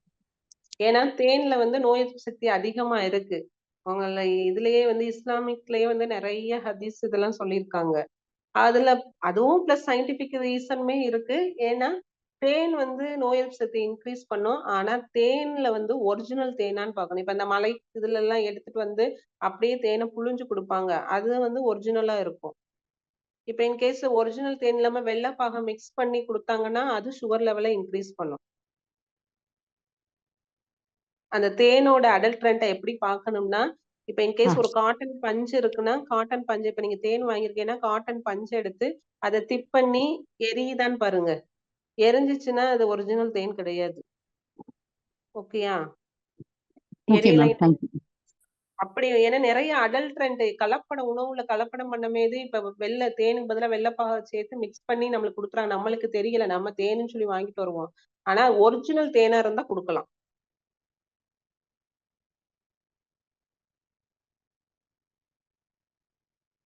எல்டிஎல் கொலஸ்ட்ரால்னு சொல்றது வந்து அபோவ் 70க்கு மேல போகும்போது அபோவ் 70 கிராம்க்கு மேல போறது தான் வந்து எல்டிஎல் கொலஸ்ட்ரால். இப்ப இன்க்ரீஸ் 70 to 120 வரையும் போச்சுன்னா அவங்களுக்கு வந்து கார்டியோவாஸ்குலர் டிசீஸ் வந்துரும். Only diabetes diet or other diet teaching. இன்னைக்கு எனக்கு கொடுத்த டயட் வந்து டயபெட்டிக். நீ ஃபர்தர் கிளாஸ்ல ஜாயின் பண்ணுங்க. நிறைய டயட் எல்லா டயட்டுமே நான் சொல்லி கொடுப்பேன். இனிமேல் நம்மளுடைய ஏன்னா டயட்டெட்டிக்ஸ் பேப்பர் நான் தான் ஹேண்டில் பண்ண போறேன். Dietetics practical paper. அதனால வந்து எல்லாரும் ஜாயின் பண்ணி நிறைய டயட்டை வித்தியாசமா எப்படி போடுறது அப்படின்னு சொல்லிட்டு கத்துக்குங்க. ஏன்னா அடுத்த கிளாஸ்க்குள்ள போகும்போது ஒவ்வொரு டிசீஸ் கண்டிஷனுக்கு டயட் பிளான் பண்ணி அதை ப்ராக்டிக்கல் அப்ரோச்ல எப்படி பண்ண வைக்கிறது, எப்படி டயட் பிளான் பண்ணணும் அப்படின்னு சொல்லிட்டு சொல்லி கொடுப்பேன். ஓகே, தேங்க்யூப்பா. Thank you so much ma'am. Okay, session end பண்ணிடலாம். ஃபைனலாக ஒரு சின்ன ஒரு அனௌன்ஸ்மெண்ட்டு. ஸ்டூடெண்ட்ஸ் உங்களுக்கு கோர்ஸ் சம்மந்தமாக இல்லை இந்த வெபினார் சம்மந்தம் எந்த ஒரு டவுட் எதுவும் இருந்தால் அப்படின்னாலும் நம்மளோட சேட்டில் கொடுத்துருக்க கான்டாக்ட் நம்பருக்கு நீங்கள் கான்டாக்ட் பண்ணுங்கள். ஏன்னா இப்போ லிமிடெட் சீட்ஸ் தான் இருக்குது. கோர்ஸ் வந்து பார்த்தீங்கன்னா இன்னொரு 10 days நம்ம ஸ்டார்ட் பண்ண போகிறோம். ஸோ அதனால் வந்து சீட்ஸ் ஃபில்லிங் ஆகிட்டு இருக்கு. ஸோ அதனால் நீங்கள் வந்து சீக்கிரம் உங்களை வந்து என்ரோல் பண்ணிக்கோங்க. ஸோ இப்போ நம்ம ஒரு ஆஃபர் கொடுத்துருக்கோம். ஸோ அந்த ஆஃபரை நீங்கள் யூஸ் பண்ணிக்கலாம். இந்த ஆஃபர் வந்து பார்த்தீங்கன்னா நாளைக்கு வரைக்கும் தான் அவைலபிள். ஸோ இந்த 4000 டிஸ்கவுண்ட் வந்து பார்த்தீங்கன்னா நாளைக்கு வரைக்கும் தான் அவைலபிள். ஸோ நீங்கள் மிஸ் பண்ணாமல் ஜாயின் பண்ணிக்கோங்க. எந்த ஒரு டவுட் இருந்தாலும் நம்ம கோர்ஸில் கொடுத்துருக்கான கான்டாக்ட் நம்பர் இது இருக்குது சேட்டில், அதை செக் பண்ணிக்கோங்க. டேரெக்டாக அப்ளை பண்ணுறதுக்கு பயிற்சிக்கு விண்ணப்பிக்க அப்படின்னு சொல்லி ஒரு அப்ளை லிங்க் கொடுத்துருப்பாங்க. ஸோ அதில் நீங்கள் அப்ளை பண்ணலாம். நீங்கள் எந்த ஒரு டவுட் இருந்தாலும் நாளைக்கு மார்னிங் ஒரு 10 o'clock கால் பண்ணீங்க அப்படின்னா நம்ம டீமில் எல்லாமே உங்களுக்கு வந்து கிளாரிஃபை பண்ணிடுவாங்க.